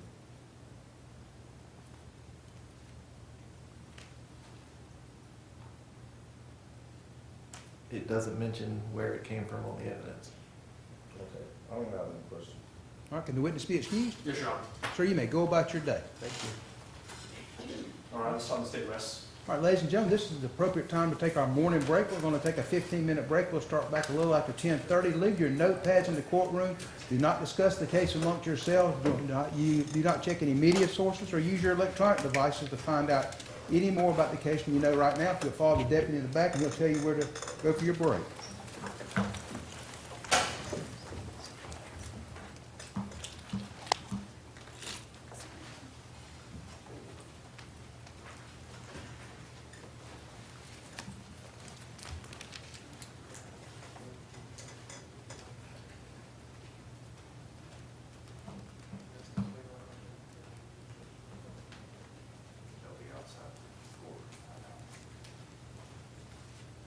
All right, everyone can have a seat. Young, Hold on just a second. Let's get the door closed, Mr. Beachem. Okay. All right, go ahead, Mr. Beachem.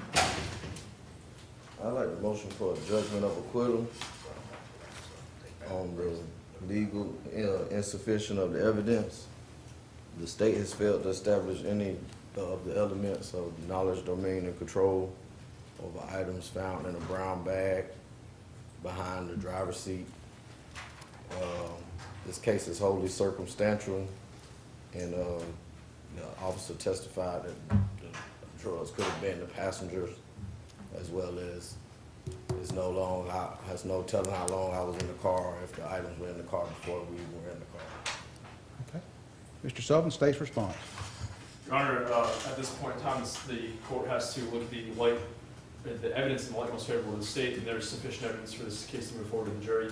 While the controlled substances were found in the back, there was a white powdery substance that was found along with the controlled substance that was identical to white powdery substance that was found in Mr. Beachem's pocket.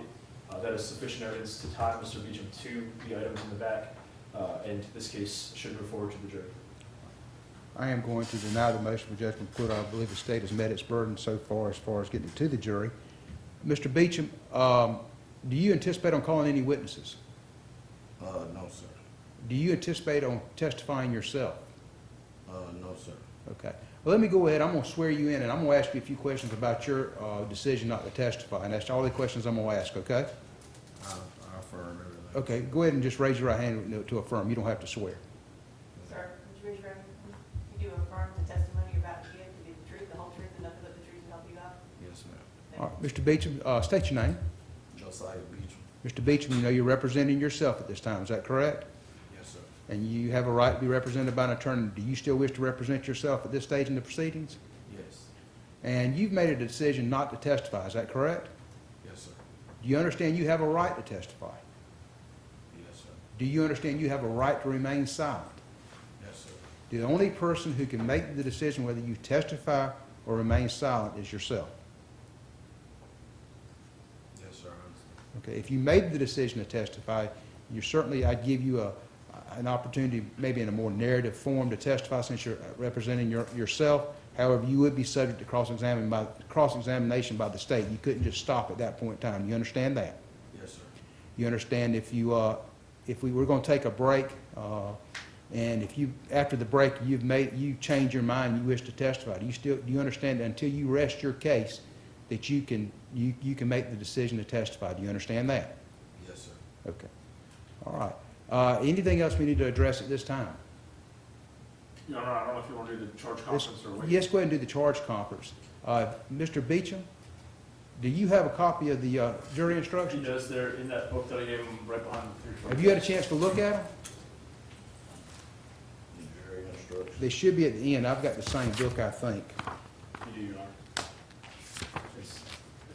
It's everything after those first three photographs.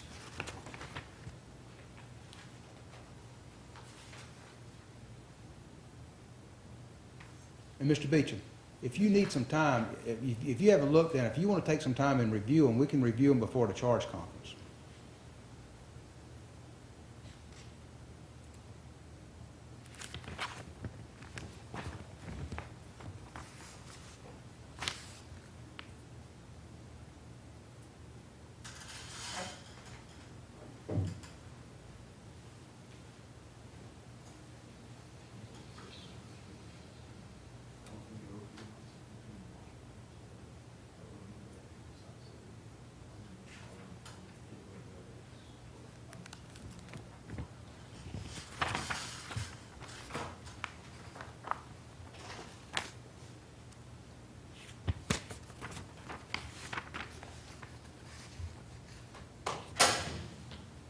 Is this the instructions for a joint occupier?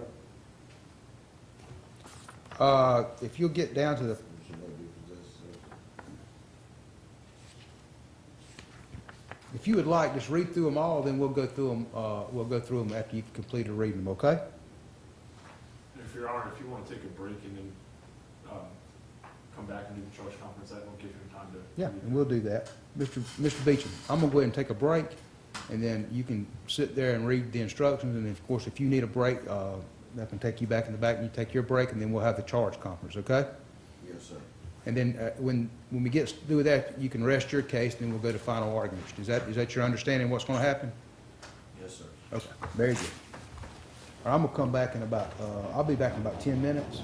And then if Mr. Beachem needs a break, if you go ahead and let him have his break, and then we'll have the charge conference. Then we'll go direct. the restroom? Not right now.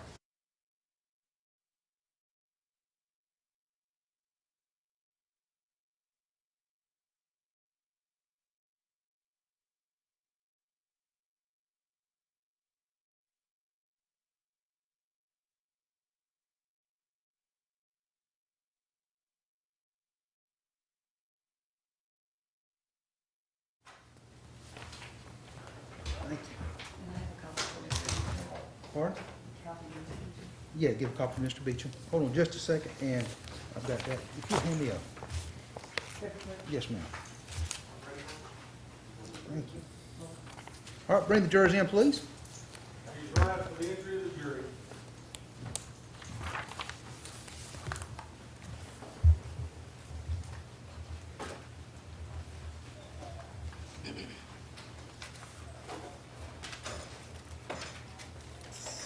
All right, everyone can have a seat. Jurors, when you get to your place, you may have a seat. Let the record reflect all the jurors are back in their place. And see, Mr. Beachem, you may call your first witness. Yes, I would like to call the Officer Richard Ziff back. All right.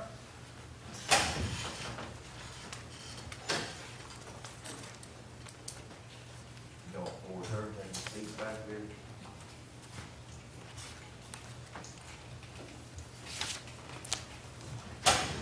Officer, if you're still under oath, you just have a seat speaking to the microphone. Mr. Beachem, you may inquire when you're ready.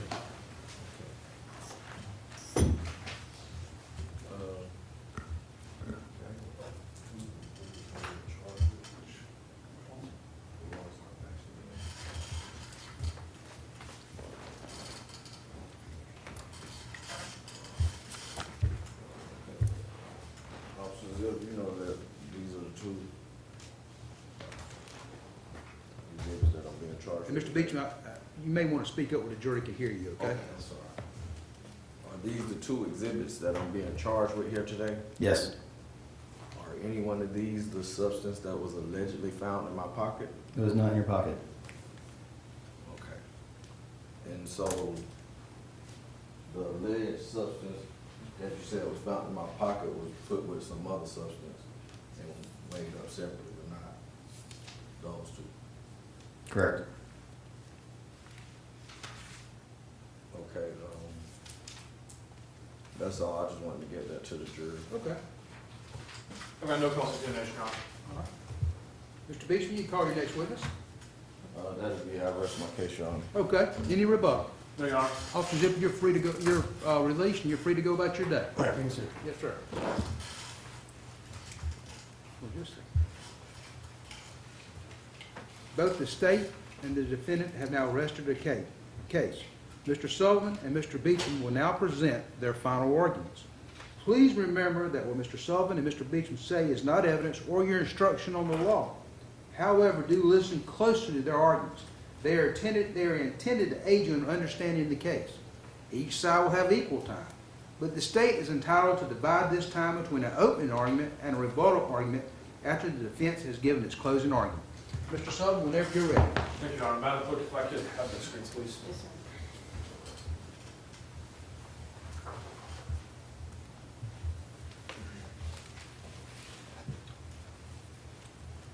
All right, ladies and gentlemen, as I told you earlier this morning, in a few moments, the judge will give you the law that you'll apply to the evidence that you've heard.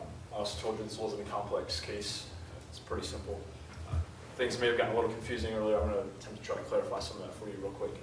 But like I told you, I have to prove three things beyond a reasonable doubt in count one. The first thing that I have to prove is that the defendant knowingly possessed the substance. The second thing I have to prove is that that substance was methamphetamine. And the third thing I have to prove is that methamphetamine weighed more than 14 grams. The real issue in this case is that first thing, whether the defendant possessed the substance. I don't think that there's any dispute that these items are methamphetamine, and then it weighs 15 grams, more than 14. You heard that testimony from the FDA lead analyst, Sam Catalani, and I don't think Mr. Beachem is even disputing that part. The question in this case is whether he knowingly possessed this item. I'm going to come back to that in a second.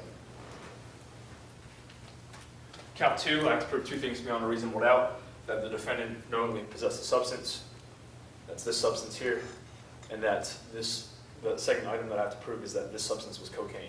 Again, you heard that testimony from Sam Catalani. This is in fact cocaine, and I don't think Mr. Beachem's even disputing that. That's not the issue. The issue, like count 1, is whether Mr. Beachem possessed this substance. So I want to talk about that issue, because that's really what we're here for today. Is did Mr. Beachem possess these 2 items? You heard the testimony that these 2 items were found located in a backpack in the back seat within reach of Mr. Beachem being the driver. They were also located, and the reason I have it up on the screen, it may be easier, but I'm going to try to point here. So in states 1A, this item up here at the top, that is the methamphetamine in this case, and that is also the same item that is depicted in 1C, and this is how it was found. It's just a close-up view so you can better see how it was found. This container here on the left of the photograph, that is where the cocaine in this case was located. That was found in that same location as the methamphetamine. Now, there's some talk about commingling drugs, mixing it together, and where it was found and all that. This item, State's Exhibit 4. You heard the testimony. This was not tested by FDLE. So the officer testified that he did a field test, and it field tested positive for cocaine. At the end of the day, maybe it's cocaine, maybe it's not. Mr. Beachem's not charged for this substance, for whatever it is. But this substance is important because it directly links Mr. Beachem to these items. And it directly links Mr. Beachem to these items that he is charged with. That's not. Overrule the objection to this argument. You'll get the chance to make your argument, okay? It directly links Mr. Beachem to these items because you heard the testimony, and you can see the powder. It's all the same powder. And the fact that it was actually mixed together is a good thing, because if it was different, you would see the difference. And if you compare the color, it's different than the other items. But this white powder came from this container that was located with these items that Mr. Beachem's charged with, as well as the bag that was found in Mr. Beachem's pocket. And that's important because, as you heard the testimony from Officer Ziff, he had the same exact thing in his pocket that was located with these other items. Now, you heard some testimony about oxycodone, marijuana, fentanyl, things like that. You heard the testimony and saw I showed some exhibits to Officer Ziff. There were some other items that were found along with these, but those items, again, were not sent to FTLE. They were not tested. So Mr. Beachem's not charged with those items. But we talked a little bit Monday about some rules, and when I talked about objections, there's rules we have to follow. Typically, I'm not allowed to present items of evidence that Mr. Beachem's not charged with, the oxycodone in this case. So when I had Mr. Officer Ziff on the stand and we were talking about what was found originally, he wasn't hiding anything. He wasn't hiding the fact that there were these pills found as well. I'm not allowed to present that to you. Mr. Beachem decided he wanted to talk about it, and at that point, now we can talk about it. And that's why I got back up on redirect and we were able to present it to him. I only bring that up because Mr. Officer Ziff wasn't hiding anything. He wasn't being evasive. It's just the rules didn't allow me to do it until Mr. Beachem talked about it himself. I say that all to say is, again, Mr. Beachem's not charged with that. Don't take that into consideration. What he's here for today, simply these 2 items, methamphetamine and the cocaine. And the importance of this other exhibit is because it directly ties Mr. Beachem, not only because he's in direct physical control, the ability to reach around and control those items, but because he actually had some of those items on his person. Knowledge of an item, the judge will tell you that the state has to prove that the defendant knowingly possessed these items. And there's no way for me to prove the knowledge that's in his mind. It's impossible. You have to infer knowledge. And you infer knowledge based on the other circumstances in the case. case. In this particular case, you can infer that the defendant knowingly possessed the items in the back of the car because he I had. object, Your Honor. Overrule this argument, you'll get a chance to respond. You can infer that he possessed the items in the back of the car because he had one of those items in his actual pocket. I submit to you that this case is not complex. I have proven the charges beyond a reasonable doubt. In a moment, when the judge reads you those instructions, you'll see that, and I ask you to find the defendant guilty as charged. Thank you. Mr. Beach, whenever you're ready.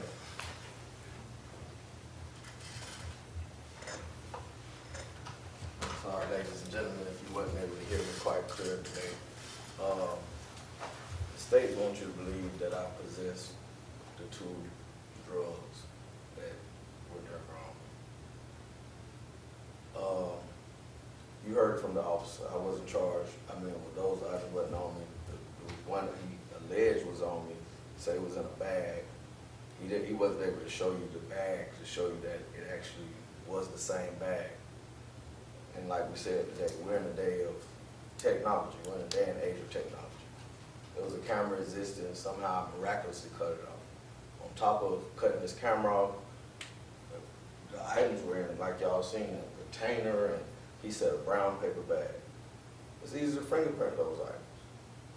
I was in the car with another occupant, and in a jointly occupied vehicle, you cannot infer. Objection, Your Honor, misstatement of the law. Sustained. Well, I was in the car with another occupant as well, as you heard the officer say itself. And he said he lost sight of the other occupant when he was taking me out of the car. And we somehow lost all the footage of any items being found. And no items were scientifically tested to prove my, knowledge of these items. Prove that I had any ability or ever even came in contact with the items. They were in a brown paper bag, something that can easily be tested for prints. And he also said, you saw the containers. And so I can't dispute the weight or any of that because I didn't even know those items existed. And that's what I was trying to prove to you guys today. And the other items that supposedly ties me to the drugs allegedly found in my pocket, like we say, wasn't video capture because I turned the camera off.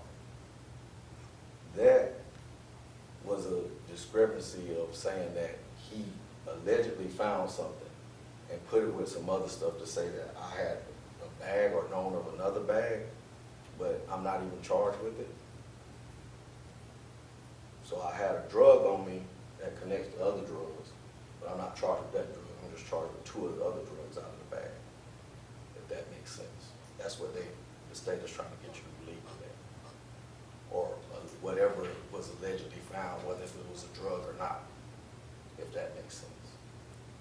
So I'm not even getting the sense of how the state is trying to collaborate this, but I know that it was a way to prove beyond a reasonable doubt that I had knowledge or was able to access dominion and control over something that was, like they're saying that was in my reach, but it was in a car with another passenger was in the car with me.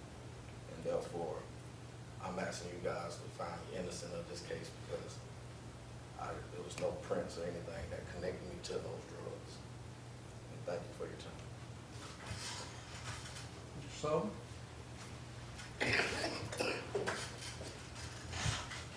Talked a little bit Monday about possession, whether it can be joint.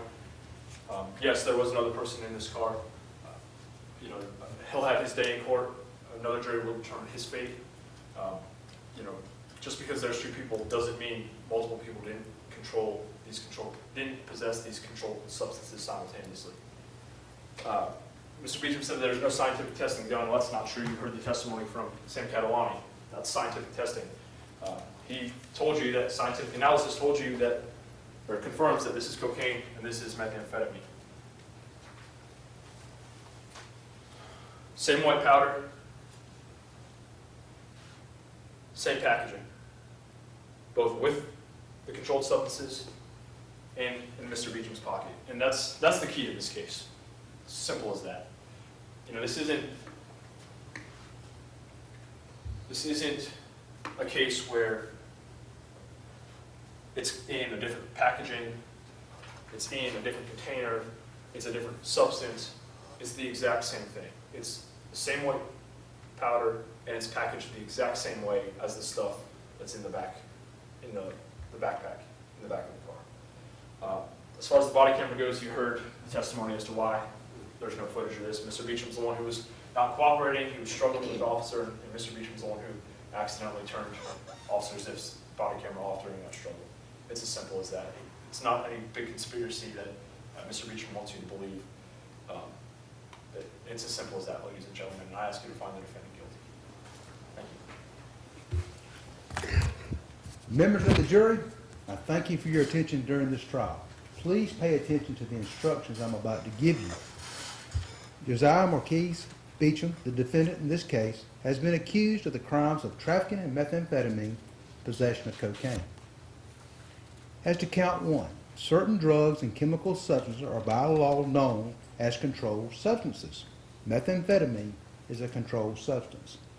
To prove the crime of trafficking in methamphetamine, the state must prove the following 3 elements beyond a reasonable doubt. Josiah Beachem knowingly possessed a substance. The substance was methamphetamine. The methamphetamine weighed 14 grams or more. To prove Josiah Beachem knowingly possessed a substance, the state must prove beyond a reasonable doubt that he knew of the existence of the substance and intentionally exercised control over that substance. Control can be exercised over a substance, whether the substance is carried on a person, near a person, or in a completely separate location. Mere proximity to a substance does not establish that the person intentionally exercised control over the substance in the absence of additional evidence. Control can be established by proof that Josiah Beachem had direct personal power to control the substance or the present ability to direct its control by another. Possession of a substance may be sole or joint, that is, 2 or more persons may possess a substance. As to count 2, certain drugs and chemical substances are by law known as a controlled substance. Cocaine is a controlled substance. To prove the crime of possession of cocaine, the state must prove the following 2 elements beyond a reasonable doubt. Josiah Beachem possessed a substance. This substance was cocaine. The definition of possession was previously read to you as a part of count 1 and applies equally to count 2. The defendant has entered a plea of not guilty. This means you must presume or believe the defendant is innocent. The presumption stays with the defendant as to each material allegation in the information through each stage of the trial unless it has been overcome by the evidence to the exclusion of and beyond a reasonable doubt. To overcome the defendant's presumption of innocence, the state has the burden of proving the crime with which the defendant is charged was committed, and the defendant is the person who committed the crime. The defendant is not required to present evidence or to prove anything. Whenever the words reasonable doubt are used, you must consider the following. A reasonable doubt is not a mere possible doubt, a speculative, imaginary, or forced doubt. Such a doubt must not influence you to return a verdict of not guilty if you have an abiding conviction of guilt. On the other hand, if, after carefully considering, comparing, and weighing all the evidence, there is not an abiding conviction of guilt, or if having a conviction, it is one which is not stable, but one which wavers and vacillates, then the charge is not proved beyond every reasonable doubt, and you must find the defendant not guilty because the doubt is reasonable. It is to the evidence introduced in this trial, and to it alone, that you're to look for that proof. A reasonable doubt as to the guilt of the defendant may arise from the evidence, conflict in the evidence, or lack of evidence. If you have a reasonable doubt, you should find the defendant not guilty. If you have no reasonable doubt, you should find the defendant guilty. It is up to you to decide what evidence is reliable. You should use your common sense in deciding which is the best evidence and which evidence should not be relied upon in considering your verdict.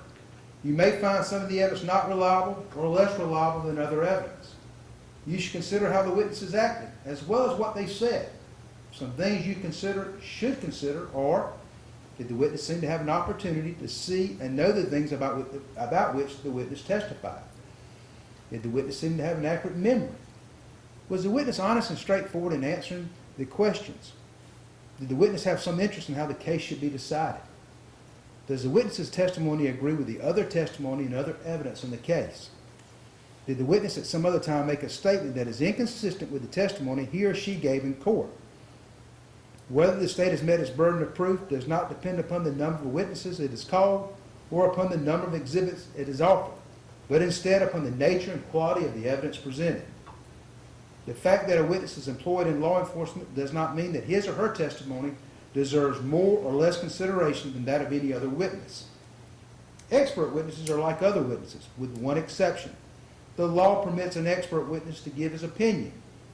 However, an expert's opinion is reliable only when given on a subject about which you believe him to be an expert.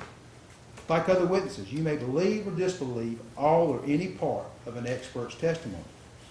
It is entirely proper for a lawyer to talk to a witness about what testimony the witness would give if called to the courtroom.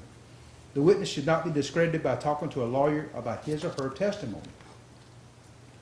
You may rely upon your own conclusion about the credibility of any witness. A juror may believe or disbelieve all or any part of the evidence or the testimony of any witness. The Constitution requires the state to prove its accusations against the defendant. It is not necessary for the defendant to disprove anything, nor is the defendant required to prove his innocence. It is up to the state to prove the defendant's guilt by evidence. The defendant exercised a fundamental right by choosing not to be a witness in this case. You should not view this as an admission of guilt or be influenced in any way by his decision. No juror should ever be concerned that the defendant did or did not take the witness stand to give testimony in the case. These are some general rules that apply to your discussion. You must follow these rules in order to return a lawful verdict. You must follow the laws as set out in these instructions. If you fail to follow the law, your verdict will be a miscarriage of justice. There is no reason for failing to follow the law in this case. All of us are depending upon you to make a wise and legal decision in this matter. This case must be decided only upon the evidence that you've heard from the testimony of the witnesses and have seen in the form of the exhibits and evidence and these instructions. This case must be decided this case must not be decided for or against anyone because you feel sorry for anyone or angry with anyone. Remember, the lawyer is not on trial. Your feelings about them should not influence your decision in this case. Your duty is to determine if the defendant has been proven guilty or not in accord with the law. It is the judge's job to determine proper sentence if the defendant is found guilty. Whatever verdict you render must be unanimous. That is, each juror must agree to the same verdict. Your verdict should not be influenced by feelings of prejudice, bias, or sympathy. Your verdict must be based on the evidence and on the law contained in these instructions. Deciding a verdict is exclusively your job. I cannot participate in that decision in any way. Please disregard anything I may have said or done that made you think I preferred one verdict over another. You may find the defendant guilty as charged in the information or not guilty. If you return a verdict of guilty, it should be for the highest offense which has been proven beyond a reasonable doubt. If you find that no offense has been proven beyond a reasonable doubt, then, of course, your verdict must be not guilty. The verdict must be unanimous. That is, all of you must agree to the same verdict. Only one verdict may be returned as to each crime charged. The verdict must be in writing, and for your convenience, the necessary verdict form has been prepared for you. It is as follows. Verdict. We, the jury, find as to the defendant Josiah Beachem as follows. Mark only one. The defendant is guilty as charged of trafficking in methamphetamine. The defendant is not guilty. That's count one. Count two. The defendant is guilty as charged of possession of cocaine. The defendant is not guilty. Mark only one of those. Signed by the foreperson and dated. A separate crime is charged in each count of the information, and although they've been tried together, each crime and the evidence applicable to it must be considered separately and a separate verdict returned as to each. A finding of guilty or not guilty as to one crime must not affect your verdict as to the other crimes charged. In just a few moments, you will be taken to the jury room by the bailiff. The first thing you should do is choose a foreperson who will preside over your deliberations. The foreperson should see to it your discussions are carried on in an organized way and that everyone has a fair chance to be heard. It is also the foreperson's job to sign and date the verdict form when all of you have agreed on the verdict, and to bring the verdict form back to the courtroom when you return. During deliberations, jurors must communicate about the case only with one another and only when all jurors are present in the jury room. If a juror goes to the restroom, the deliberation should stop until the juror returns. You are not to communicate with any person outside the jury about this case. Until you've reached a verdict, you must not talk about this case in person or through the telephone, writing, or other electronic communication, such as a blog, Twitter, email, text message, or any other means. Do not contact anyone to assist you during deliberations. These communication rules apply until I discharge you at the end of the case. If you become aware of any violation of these instructions or any other instructions I have given in this case, you must tell me by giving a note to the bailiff. Many of you have cell phones, tablets, laptops, smartwatches, or other electronic devices here in the courtroom. The rules do not allow you to bring your phones or any of those types of electronic devices into the jury room. Kindly leave those devices on your seats, or they will be guarded by the bailiff while you deliberate. If you need to communicate with me, send a note to the bailiff signed by the foreperson. If you have voted, do not disclose the actual vote in the note. If you have questions, I will talk with Mr. Sullivan and Mr. Beachem before I answer, so it may take some time. You may continue your deliberations while you wait for my answer. I'll answer any questions, if I can, in writing or orally here in open court. During the trial, items will receive into evidence as exhibits. You may examine whatever exhibits you think will help you in your deliberations. The exhibits will be sent in the jury room with you when you begin to deliberate. In closing, let me remind you that it is important that you follow the law spelled out in these instructions in deciding your verdict. There are no other laws that apply to this case. Even if you do not like the laws that must be applied, you must use them. For 2 centuries, we have lived by the Constitution and the law. No juror has the right to violate the rules we all share. Mr. Sullivan, Mr. Beachem, does that actually reflect the jury instructions agreed upon? Yes, Your Honor, yes, sir. All right. Ladies and gentlemen, in just a moment, you're going to be escorted by the bailiff to the jury room. Mr. Rutke and Ms. Luncarrett, you are also jurors. You will not go back and deliberate. And I apologize. I know that we keep you all day Monday and keep you all morning today, but we have to have 6 jurors, and many times we pick jurors on Monday. By the time Friday, we have jurors that cannot serve, so that's why we have off. I let everybody else know that because I've sent a jury back in the jury room and didn't tell them why the other jurors didn't go back because they were off it. And they waited for 45 minutes before they started deliberating because they did exactly what I told them to do. So that's why I let you know that. We'll send all the evidence back there with them. Here are the instructions, also the verdict form. Take your notepads with you at this time. Leave all your electronic devices, your pocketbooks, any smartphones, leave them in your chair. The Bay County Sheriff's Office will be responsible. They will be secure.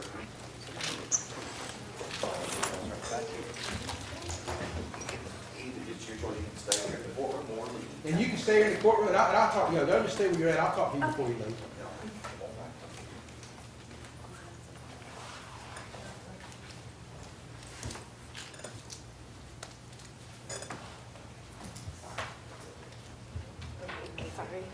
And everyone can have a seat. Mr. Ruckett, Ms. Plonkaert, I certainly appreciate your service. We could not do this without alternates. Many times, I've run out of jurors by Friday. So that's why I picked 2, because I've run out. Y'all can have a seat. But you have provided a great service to your community, other than serving in your country's military. This is the highest calling we have, and this is the highest calling we have for civilians, to come and sit as jurors. This separates us from the rest of the world. With that being said, that concludes the jury service. I'm going to go back and start your weekend, or feel free to sit in the courtroom and wait on the verdict. But thank you. You're free to leave. Gentlemen, thank you for a well-tried case. Thank you, Your Honor. Your Honor, Mr. Ruckman? Yes, sir. I reinstate the motion for judgment of acquittal. Absolutely. And it'll be the same rule. All right, Mr. Beachem, Mr. Sullivan, that's a well-tried case. We'll be in recess until we hear from the jurors. Mr. Beachem, they'll take you back in the back. We won't do anything until you're back up here. Okay. Thank you. If you want to stay.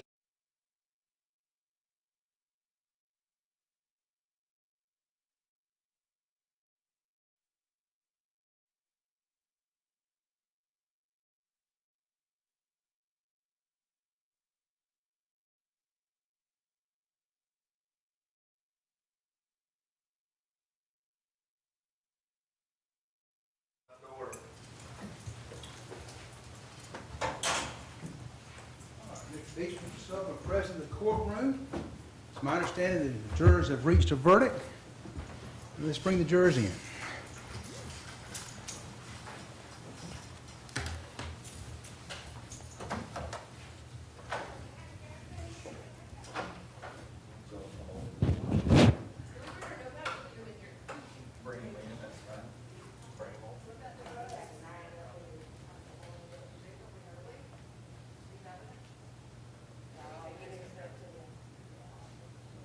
Jurors entering.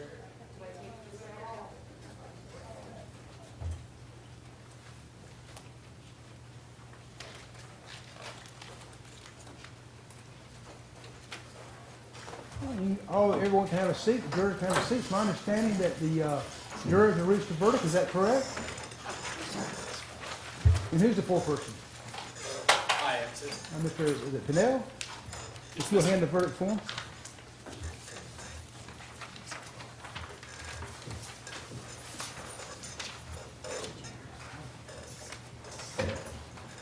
All right.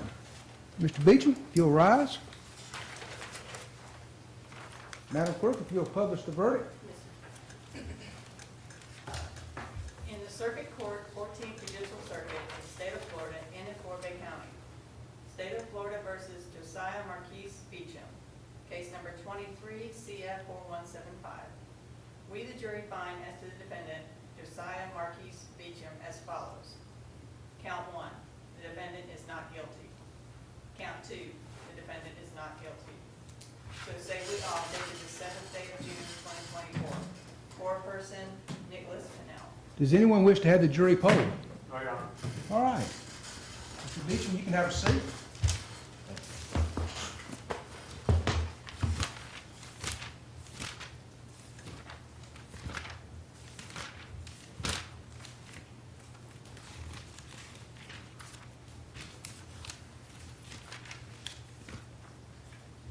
Ladies and gentlemen, I wish to thank you for your consideration of this case. I also wish to advise you of some very special privileges enjoyed by jurors. No juror can ever be required to talk about the discussions that occurred in the jury room except by court order. For many centuries, our society has relied upon jurors for juries for consideration of difficult cases. We have recognized for hundreds of years that a jury's deliberations, discussions, and votes should remain their private affair as long as they wish it. Therefore, the law gives you a unique privilege not to speak about the jury's work. Although you're at liberty to speak with anyone about your deliberations, you are also at liberty to refuse to speak to anyone. A request to discuss either your verdict or your deliberations may come from those who are simply curious, from those who might seek to find fault with you, from the media, from the attorneys, or elsewhere. It will be up to you to decide whether to preserve your privacy as a juror. Ladies and gentlemen, thank you for your time and your consideration. Thank you for your service. Our system of justice will come to a grinding halt without citizens such as yourself making yourselves available for jury service. With that being said, that concludes your jury service and you're free to go. Make sure you have all your personal belongings. Leave your notepads here. We'll destroy your notes. Follow the Bay County Sheriff's Office in the back and they'll escort you to the courtroom, to the parking lot. Thank you. You're free to go. Make sure you have all your belongings. Ladies and gentlemen, if you'll come, they already have their, they got them right. They did. They're ready to roll.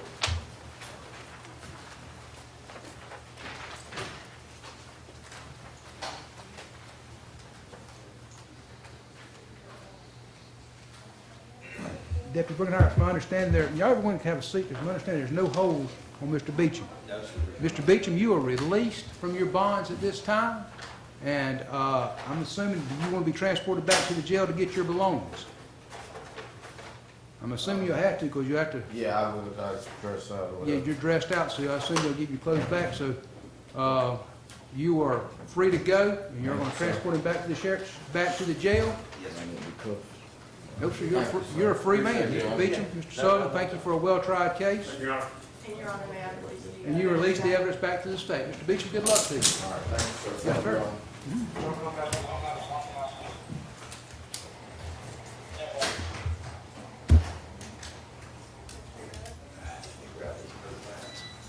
Frank, what's up?